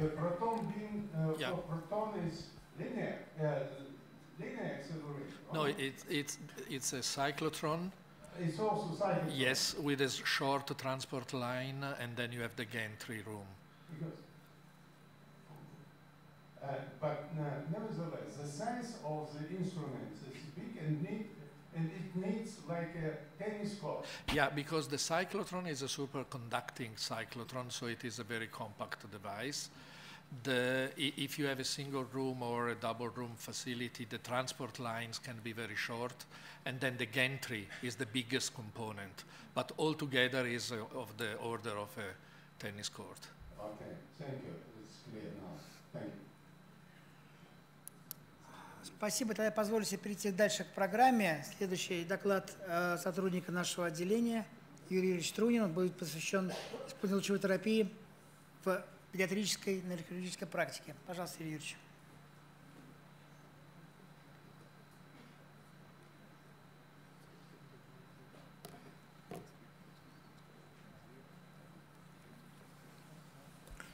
Спасибо, уважаемый председатель, уважаемые коллеги. Тема достаточно большая, и она, наверное, должна соответствовать целой конференции, поэтому у меня только 20 минут. И я остановлюсь только на наиболее, на мой взгляд, значимых и актуальных вопросах этой проблемы.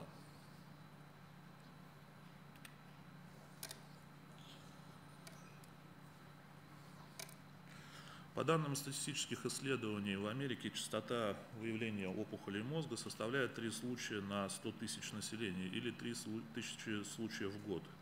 То есть за 12 лет мы пролечили 1586 пациентов детского возраста, почти половину Америки.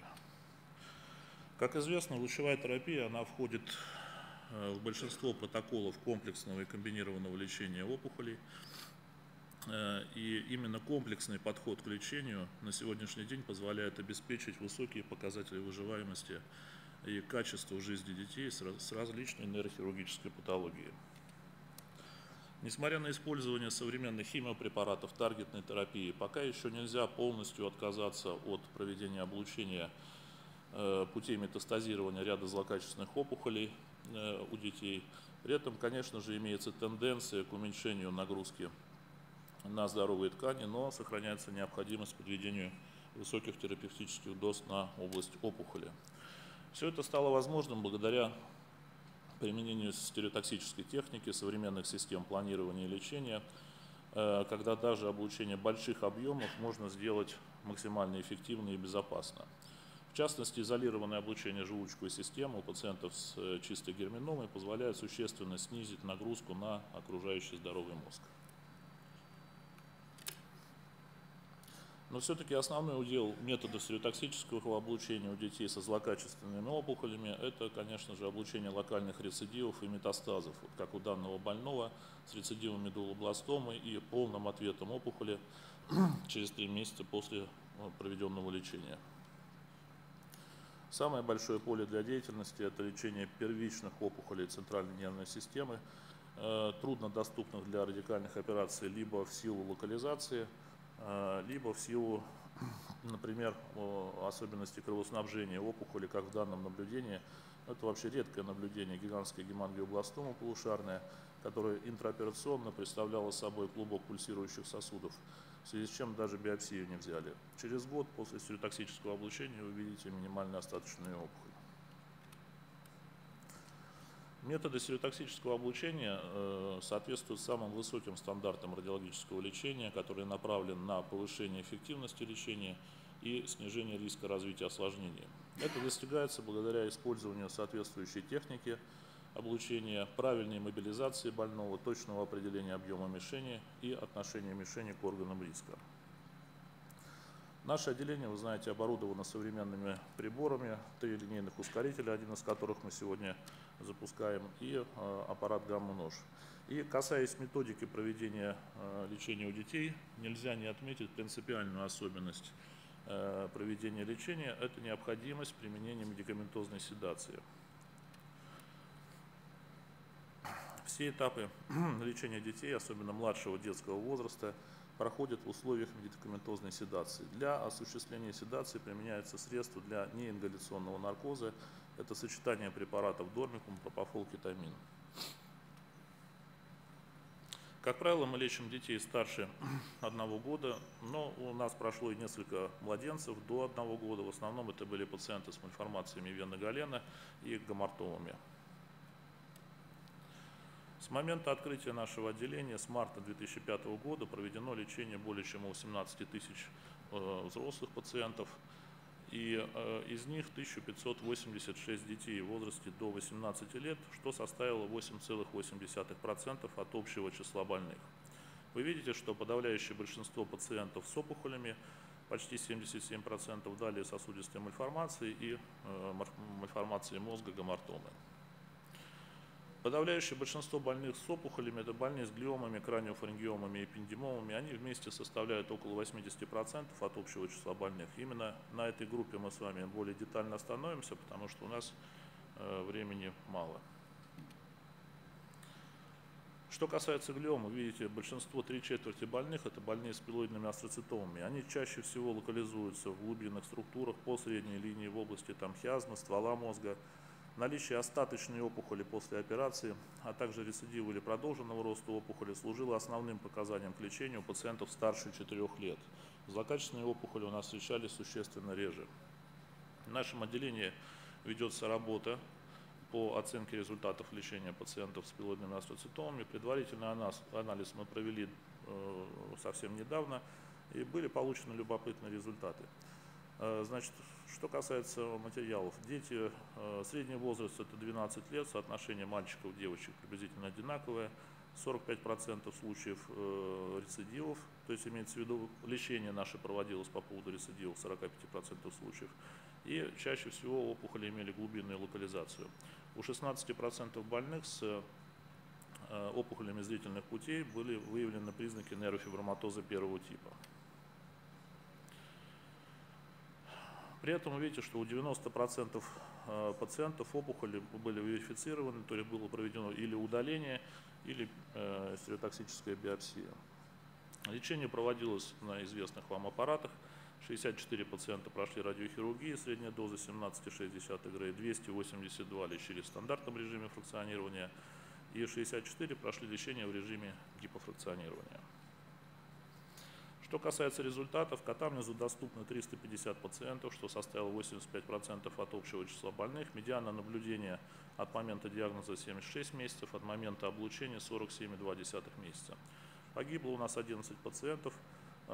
Следует отметить, что только 7 больных какая-то связь имеется с прогрессией опухоли или с противоопухолевым лечением, а 4 пациента погибли по причинам, не связанным с опухолью. Локальный контроль был достигнут у 298 пациентов, почти 88% случаев, выявлены 52 рецидива. Таким образом, показатель пятилетней безрецидивной выживаемости составил 87%. Этот показатель в целом соответствует и данным литературы. Это показатель безрецидивной выживаемости от 60 до 90%. Также в рамках нашего исследования были выделены некоторые клинически значимые факторы, а именно мы оценили безрецидивную выживаемость в зависимости от вида лучевого лечения. То есть вы видите, что все виды лечения, классическое фракционирование, гипофракционирование, радиохирургии, они были эффективны, то есть достоверной разницы нету. Второй интересный момент, что при любом объеме мишени, на самом деле, вы видите 3 группы, до 5 кубиков, 5-15, более 15 кубиков. Также статистически значимого различия в этих группах не было. Я думаю, что это важная информация для нейрохирургов. Это показывает, что объем остаточной опухоли после операции с точки зрения контроля ее роста уже после лучевой терапии существенного значения не имеет. И, наконец, показатель безрецидивной выживаемости у наших больных не зависел от локализации, как вы можете видеть, как причем отдельно по группам, так и в зависимости, где располагалась опухоль, супра- или инфратенториально. Несколько клинических наблюдений. Это ребенок 6 лет с опухолью зрительного нерва, которому был проведен стандартный курс лучевой терапии, и помимо сокращения объема опухоли было отмечено улучшение зрения с 0,1 до 0,9. Это еще молодой человек 16 лет с опухолью зрительных путей, вы видите, через 6 месяцев и 2 года после облучения там минимальная остаточная опухоль. А вот это пример лечения в режиме гипофракционирования. Мы облучили остаточную опухоль в области ствола мозга. Видите, через 7 месяцев минимальные остатки, и через 3 года, опять же, явно остаточная опухоль не выявляется.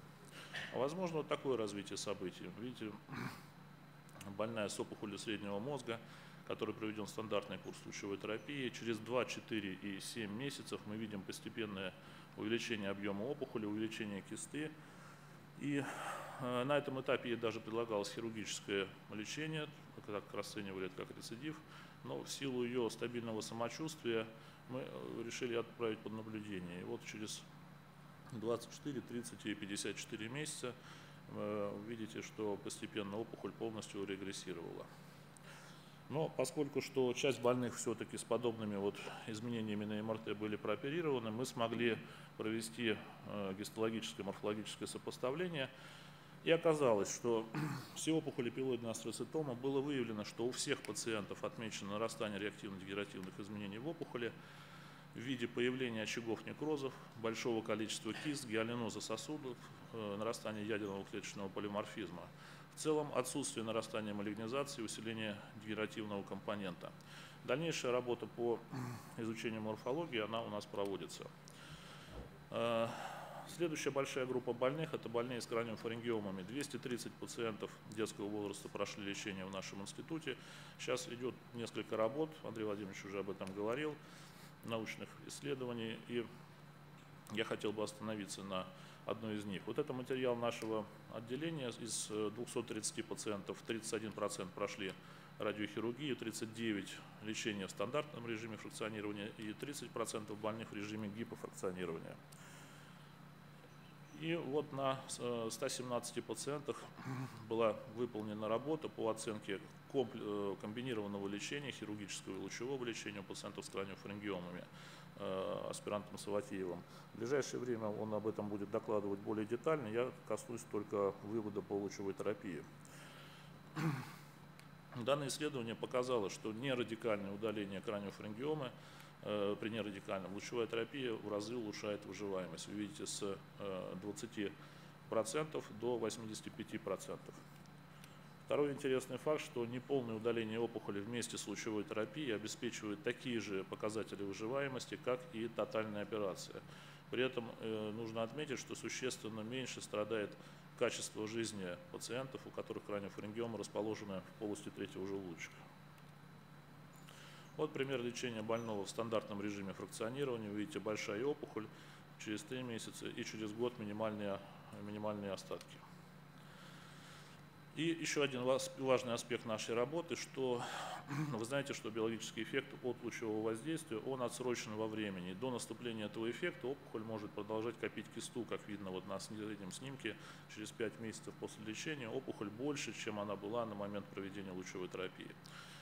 А еще через 6 месяцев, то есть через год после проведенного лечения, вы видите, остатков опухоли уже нет. Этот феномен нужно знать, опять же, для того, чтобы исключить рецидив опухоли. И, наконец, третья большая группа опухолей, которую мы с вами рассмотрим, это больные с эпендимомами. У нас на сегодняшний день в отделении пролечено 143 пациента. За 12 лет мы говорим именно про детей. В основном это больные с рецидивами и метастазами. Но я хотел бы остановиться на другом. Несколько лет назад у нас была выполнена работа по оценке результатов лечения, ретроспективная работа по оценке результатов лечения пациентов с эпендимомами. Это критерии включения-исключения, который показал, опять же, несколько важных аспектов. Первый, который подтверждает данные литературы, что показатель выживаемости у пациентов с тотальным удалением опухоли достоверно выше, чем у больных с неполным удалением опухоли.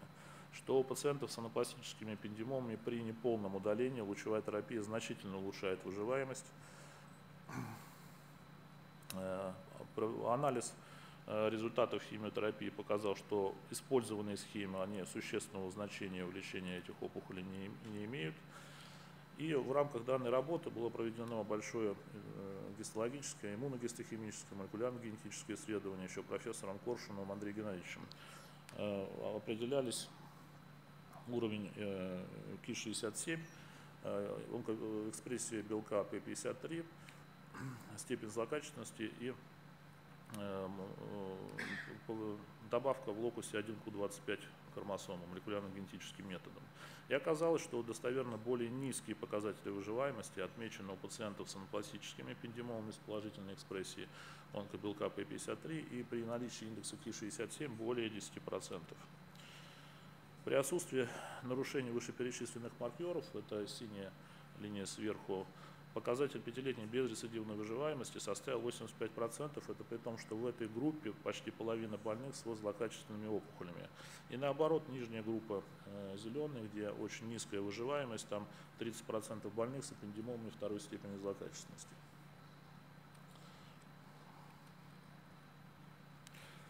В целом результат нашей работы стал тот тактический протокол, который мы до сегодняшнего дня используем при наличии неполного удаления опухоли, при наличии вот этих молекулярно-генетических изменений в опухоли, мы рекомендуем проведение локальной лучевой терапии. Наши зарубежные коллеги, многие в частности, Том Мерчант, уже в перспективном исследовании также показали, что отсрочка в проведении лучевой терапии, в том числе за счет химиотерапии, достоверно ухудшает выживаемость этих больных. Артериозная мальформация, Андрей Владимирович уже тоже об этом говорил.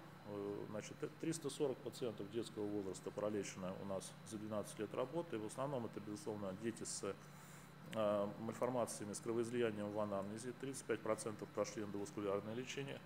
И у нас, опять же, В институте недавно была завершена работа доктором Маряшевым, которая показала, что полная облитерация мальформации после радиохирургии происходит в 73% случаев, частичной в 15%, без динамики 13% случаев. Вот пример пациента 11 лет с артериовенозной мальформацией задней мозговой артерии после радиохирургии через 2 года полное тромбирование мальформации. Пример лечения пациента с аневризмой вены Галены, вы видите частичное тромбирование также через 2 года. Что касается осложнений после лучевого лечения, то вы знаете, что вот представленные на этом слайде осложнения, чаще всего они связаны с облучением больших объемов, с проведением спинального, краниоспинального облучения. В существенно меньшей степени это касается стереотоксических методов лучевого лечения, поскольку именно после этого лечения чаще возникают какие-то локальные лучевые повреждения, но нет системного воздействия на здоровые структуры и ткани. Тем не менее, вот у нас как раз пример лечился в 2005 году. Молодой человек, 14 лет, вы видите, распространенная радиоиндуцированная менингиома основания черепа. За 10 лет до того он проходил лечение, обычную конвенциональную лучевую терапию по поводу увиальной меланомы глаза. И спустя 10 лет вот у него выросла такая опухоль. Но еще раз отмечу, что радиоиндуцированные опухоли после стереотоксического облучения встречаются крайне редко. Я хочу поблагодарить всех врачей нашего института, кто участвует в лечении детей, и спасибо за внимание. Вопросы, пожалуйста. Григорий Львович.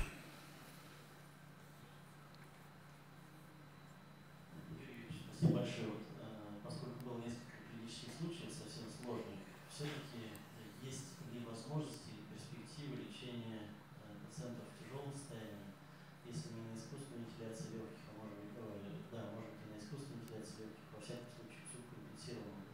Насколько это реально в наших условиях или нереально, или может быть это вовсе не нужно? Спасибо большое. Ваше мнение, экспертное. Спасибо за вопрос, Григорий Ильич. Я думаю, что если будет такая необходимость, мы сможем провести лечение, потому что все-таки локальное стереотоксическое лучевое воздействие, оно существенно не ухудшает состояние больного. Поэтому я думаю, что нужно предполагать, что если больной в более-менее стабильном состоянии приходит к нам, то в таком же состоянии он от нас уйдет. Я вынужден это немножко давать. Юрий Григорьевич имел в виду другое, да, возможность лечения больных с точки зрения социологического пособия. В этом плане здесь у нас есть принципиальное ограничение, потому что у нас нет медицинских газов. То, что у нас делается, и то, что наши славные анестезиологи работают, они все равно работают, у нас все больные были пролечены до сих пор на спонтанном дыхании. Больных интубированных, которые в прямом смысле этого слова, мы пока что не лечили. Хотя определенные технические возможности для этого мы разрабатываем, они есть, в частности, для рексикинатор и так далее, извлекатель кислорода. Но у больных на ИВЛ еще пока что лечения не было. Так как ИВЛ, осуществляемый вручную, у нас невозможно, а аппарат, опять же, мы использовать не можем в силу отсутствия медицинских газов с учетом бункера подземного расположения. Поэтому все больные до сих пор проходили лечение на спонтанном дыхании. И пока это обходилось без проблем, но, конечно, это определенные ограничения для нас есть.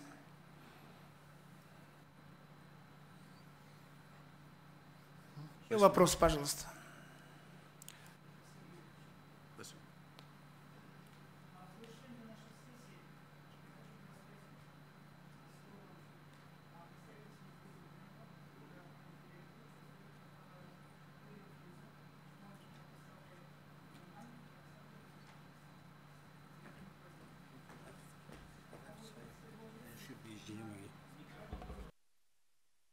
Его лекция будет посвящена радиохирургии в целом.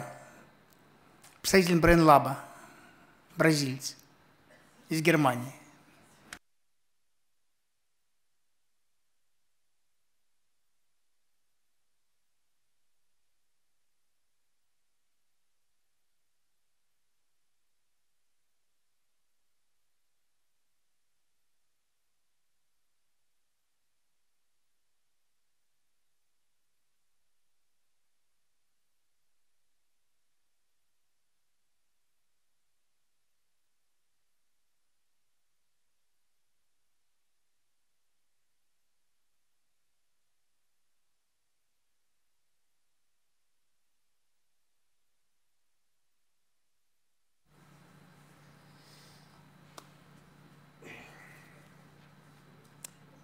aging population, lowering costs for imaging, diagnostic image quality evolution, and increase in education.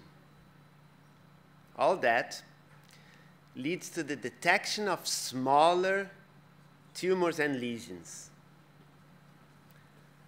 And we heard that. We know that. And we also know that family sizes are smaller. And less people are available to help the elderly.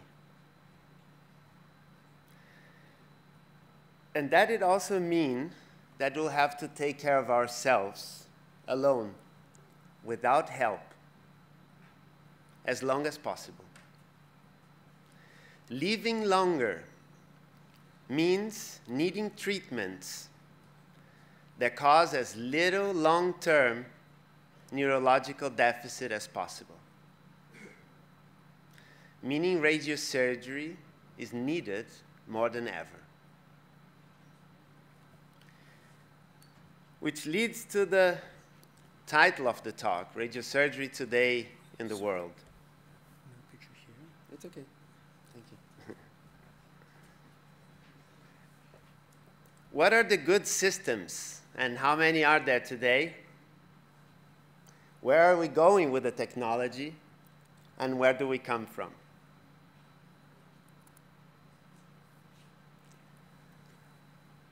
Based on data from the International Atomic Energy Agency, there are about 12,000 Linux and 2,000 Cobalt machines worldwide. Sorry.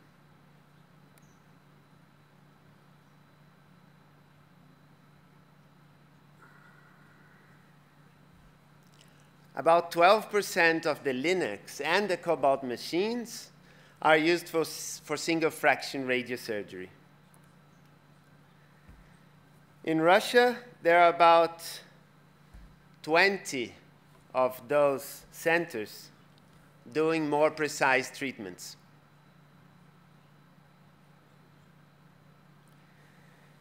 Between add-on systems with high-definition multi-leaf collimators pioneered by BrainLab and Novalysis, BrainLab has about 1,000 systems worldwide. Here we see where the 480 Novalysis are.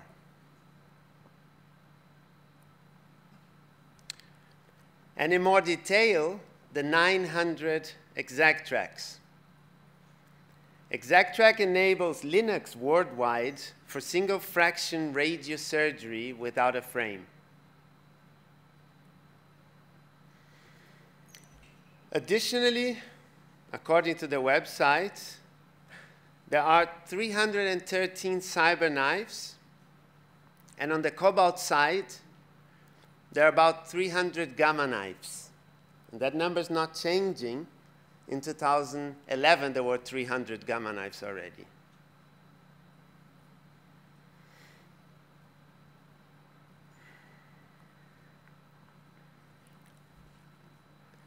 From 1991 on, it was possible to do radiosurgery with a Linux.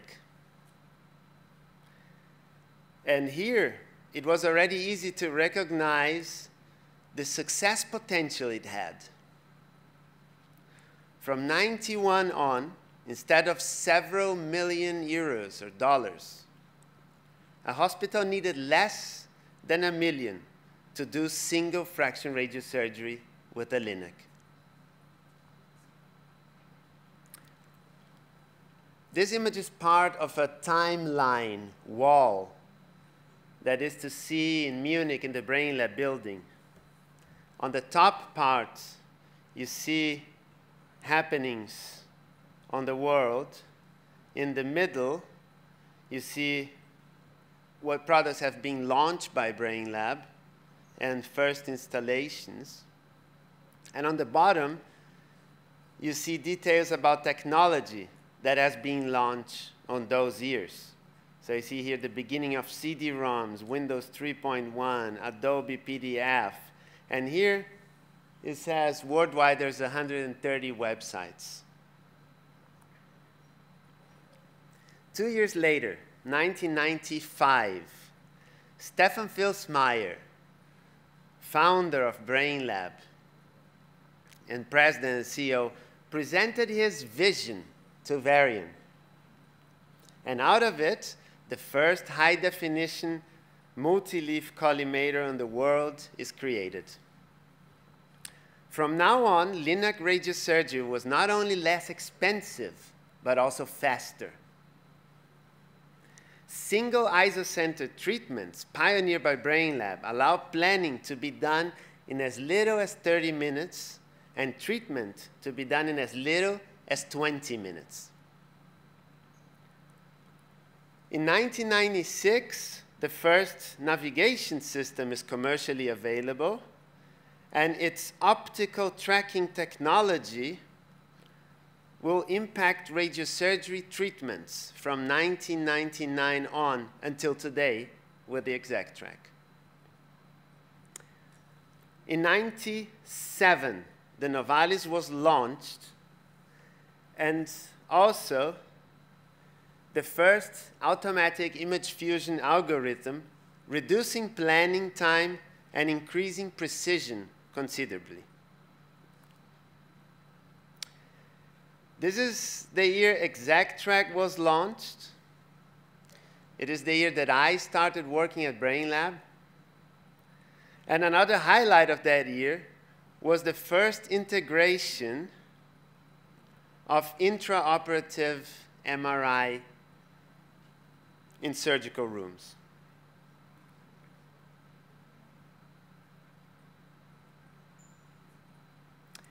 Three years later, 2002, the integration of MRI becomes a product. And here also,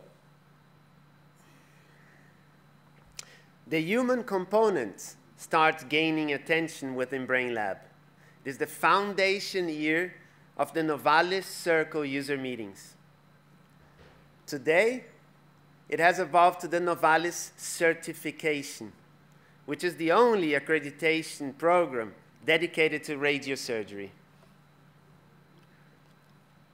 In 2004, the second generation of planning software is born with iPlan.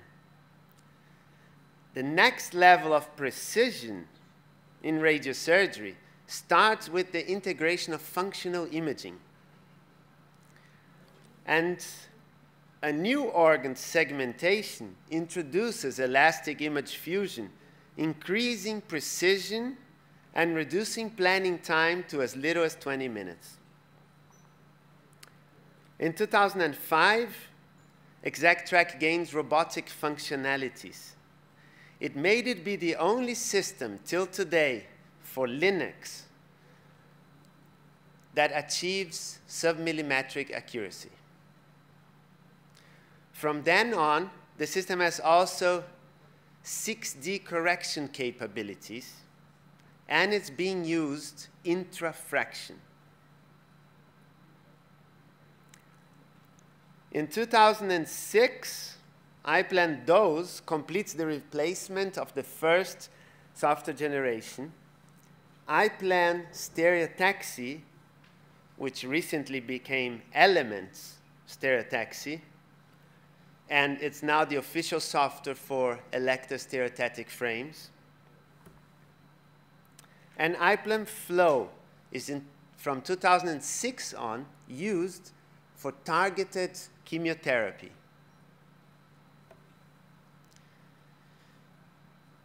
In the first 10 years, from 1997 till 2006, 100 Novalises were installed. In the last 10 years, 380 systems were added to the install base.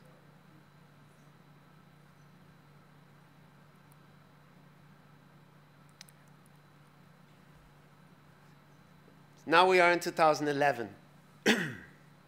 Over 10 years, we placed 100 MRs and CTs inside or beside operating rooms. And in the last 6 years, over 230 times. You might wonder why I'm talking to you about operating rooms. This will come at the end of my presentation back again. Till here, over the 12 years, 500 exact tracks have been installed, and in the last 6 years, there has been another 400 new installations.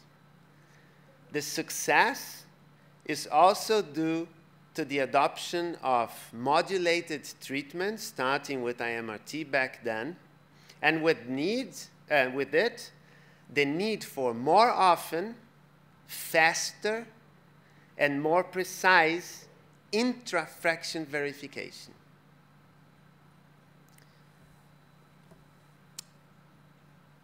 In 2012, exact tracks becomes faster and even more precise. In 2013, the third generation and the current generation of software is launched. They're called elements. They're indication specific. And by doing that, an incredible level of automation can be achieved. Meaning higher precision, less planning time, and less treatment time again. And hospitals and governments can now rent the software besides buying it. This reduces the investment to start doing single fraction radiosurgery from hundreds of thousands to tens of thousands of dollars or euros. The third and last part of this presentation will be about the elements. I'll show only the most relevant details, meaning the ones that add precision and at the same time reduce planning and treatment times.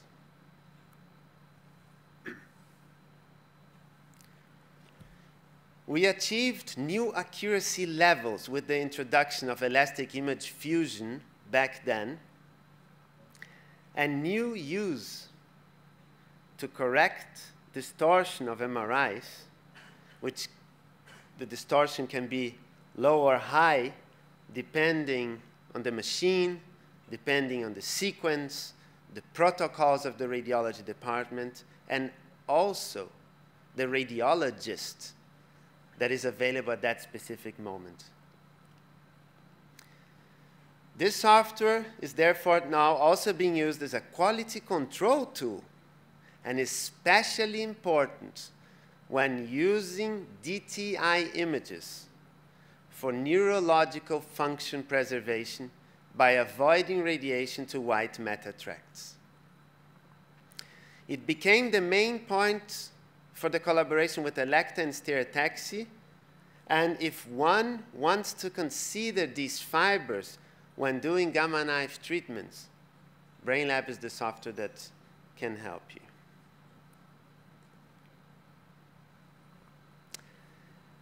The mapping of 13 billion voxels of the complete human body and the classification in 45 tissue classes for segmentation also open up new doors, such as automatic anomaly detection.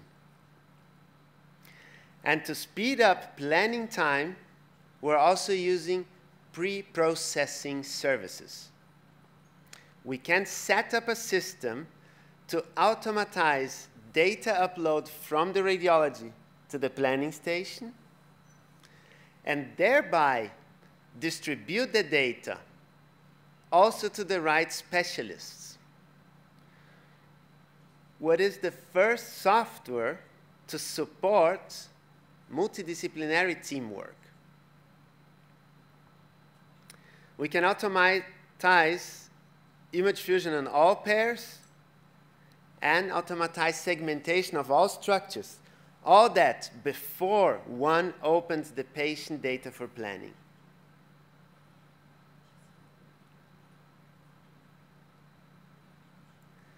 Talking about indication specific, we semi-automatize the fusion of 2D to 3D images. Some user interaction is still needed, but not the localization box anymore.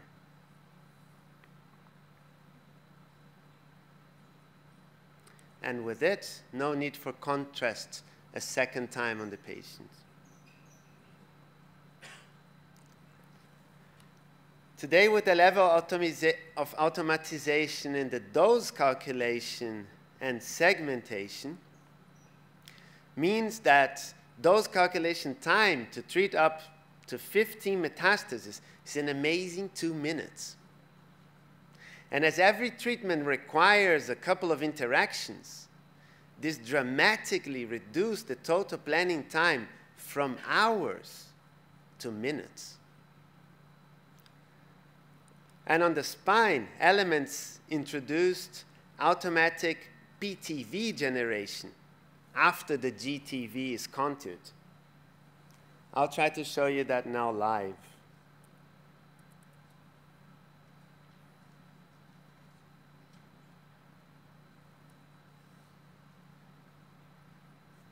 So the software is running on my computer. And you can see here the application for multi-mats.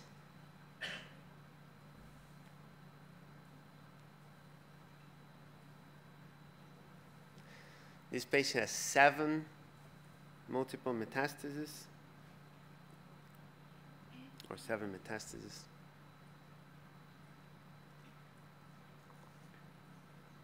And you see the calculation is already halfway.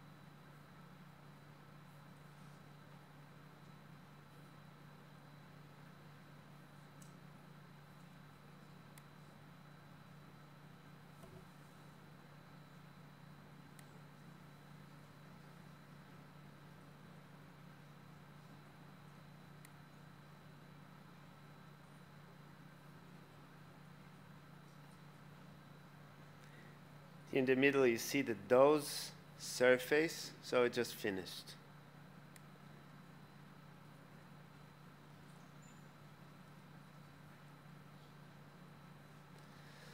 And on this side, you can see a dose cloud, the dose surface, maximum intensity projections.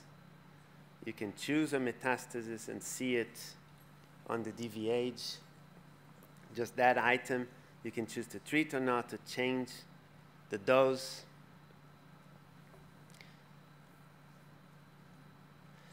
And if we now change the workflow to a spine contouring,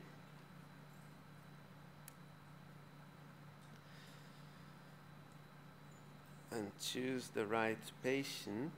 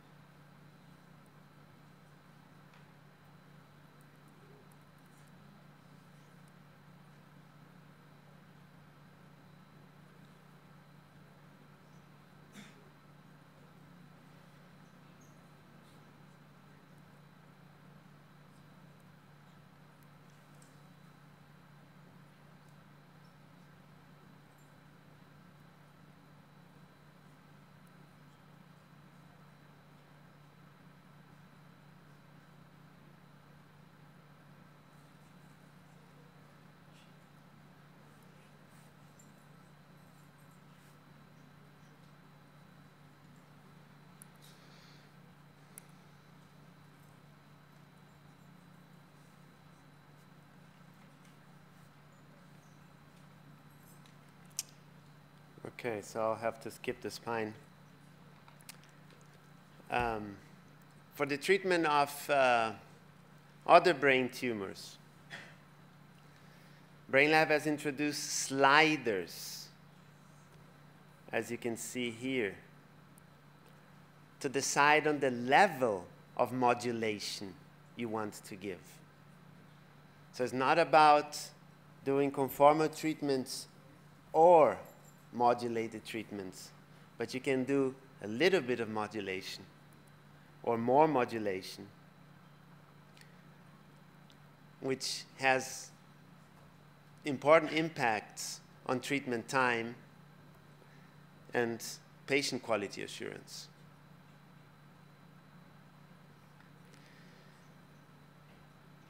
You can wait between coverage of the PTV and organs at risk by simply moving a slider.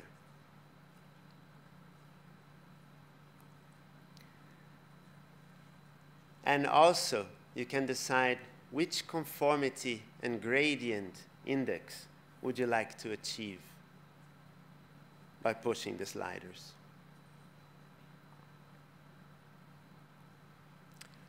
After treating your patients, you would like to know how the patient responds, how the disease responds. So treatment response assessment maps become more important today. And BrainLab has now a software that allows you to inject contrast on a patient, make images 5 minutes after injection, and again 60 to 100 minutes, and then subtract one image from the other and get an image like that, showing you where the contrast has been cleared, that there's still vascular activity in there, and showing you where the contrast has not been cleared.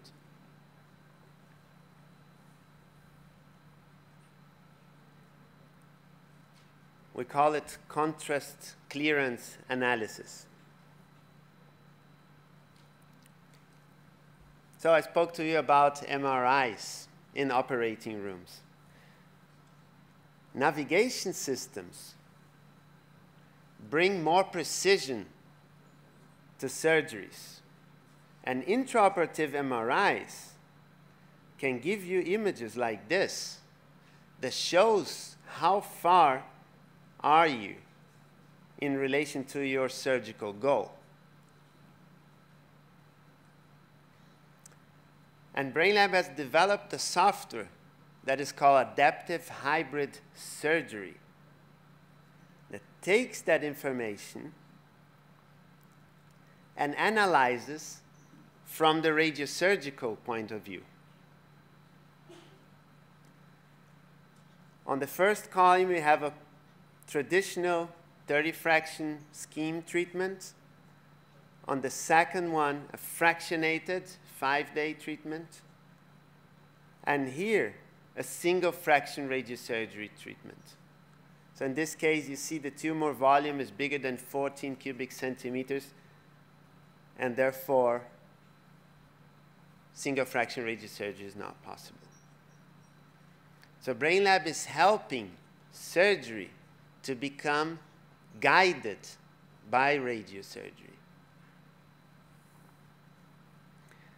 And all this is the present.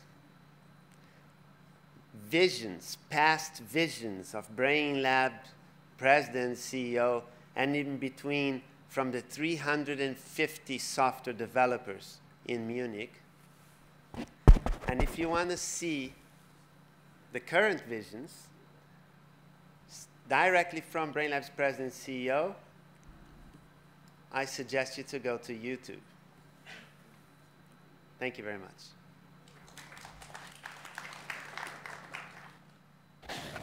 К сожалению, у нас нет времени для дискуссии. Я хочу поблагодарить наших коллег, хочу поблагодарить вас за присутствие, хочу поблагодарить наших коллег. Мы прошли, к сожалению, даже время кофе-брейка. Надеюсь, там что-то еще осталось для тех, кто хочет срочно подкрепить свои силы. А остальные приглашаются при открытии этой церемонии, предварительное открытие церемонии, и ознакомиться с нашим отделением, в том числе с замечательным трубимым STX, который там установлен. Я вас приглашаю, благодарю вас за внимание, спасибо вам большое. Еще одно маленькое объявление. Сейчас участников приглашаем на кофе, а после кофе будет мастер-класс использования навигационного оборудования компании «Страйкер». Зал 2. Пожалуйста, приходите.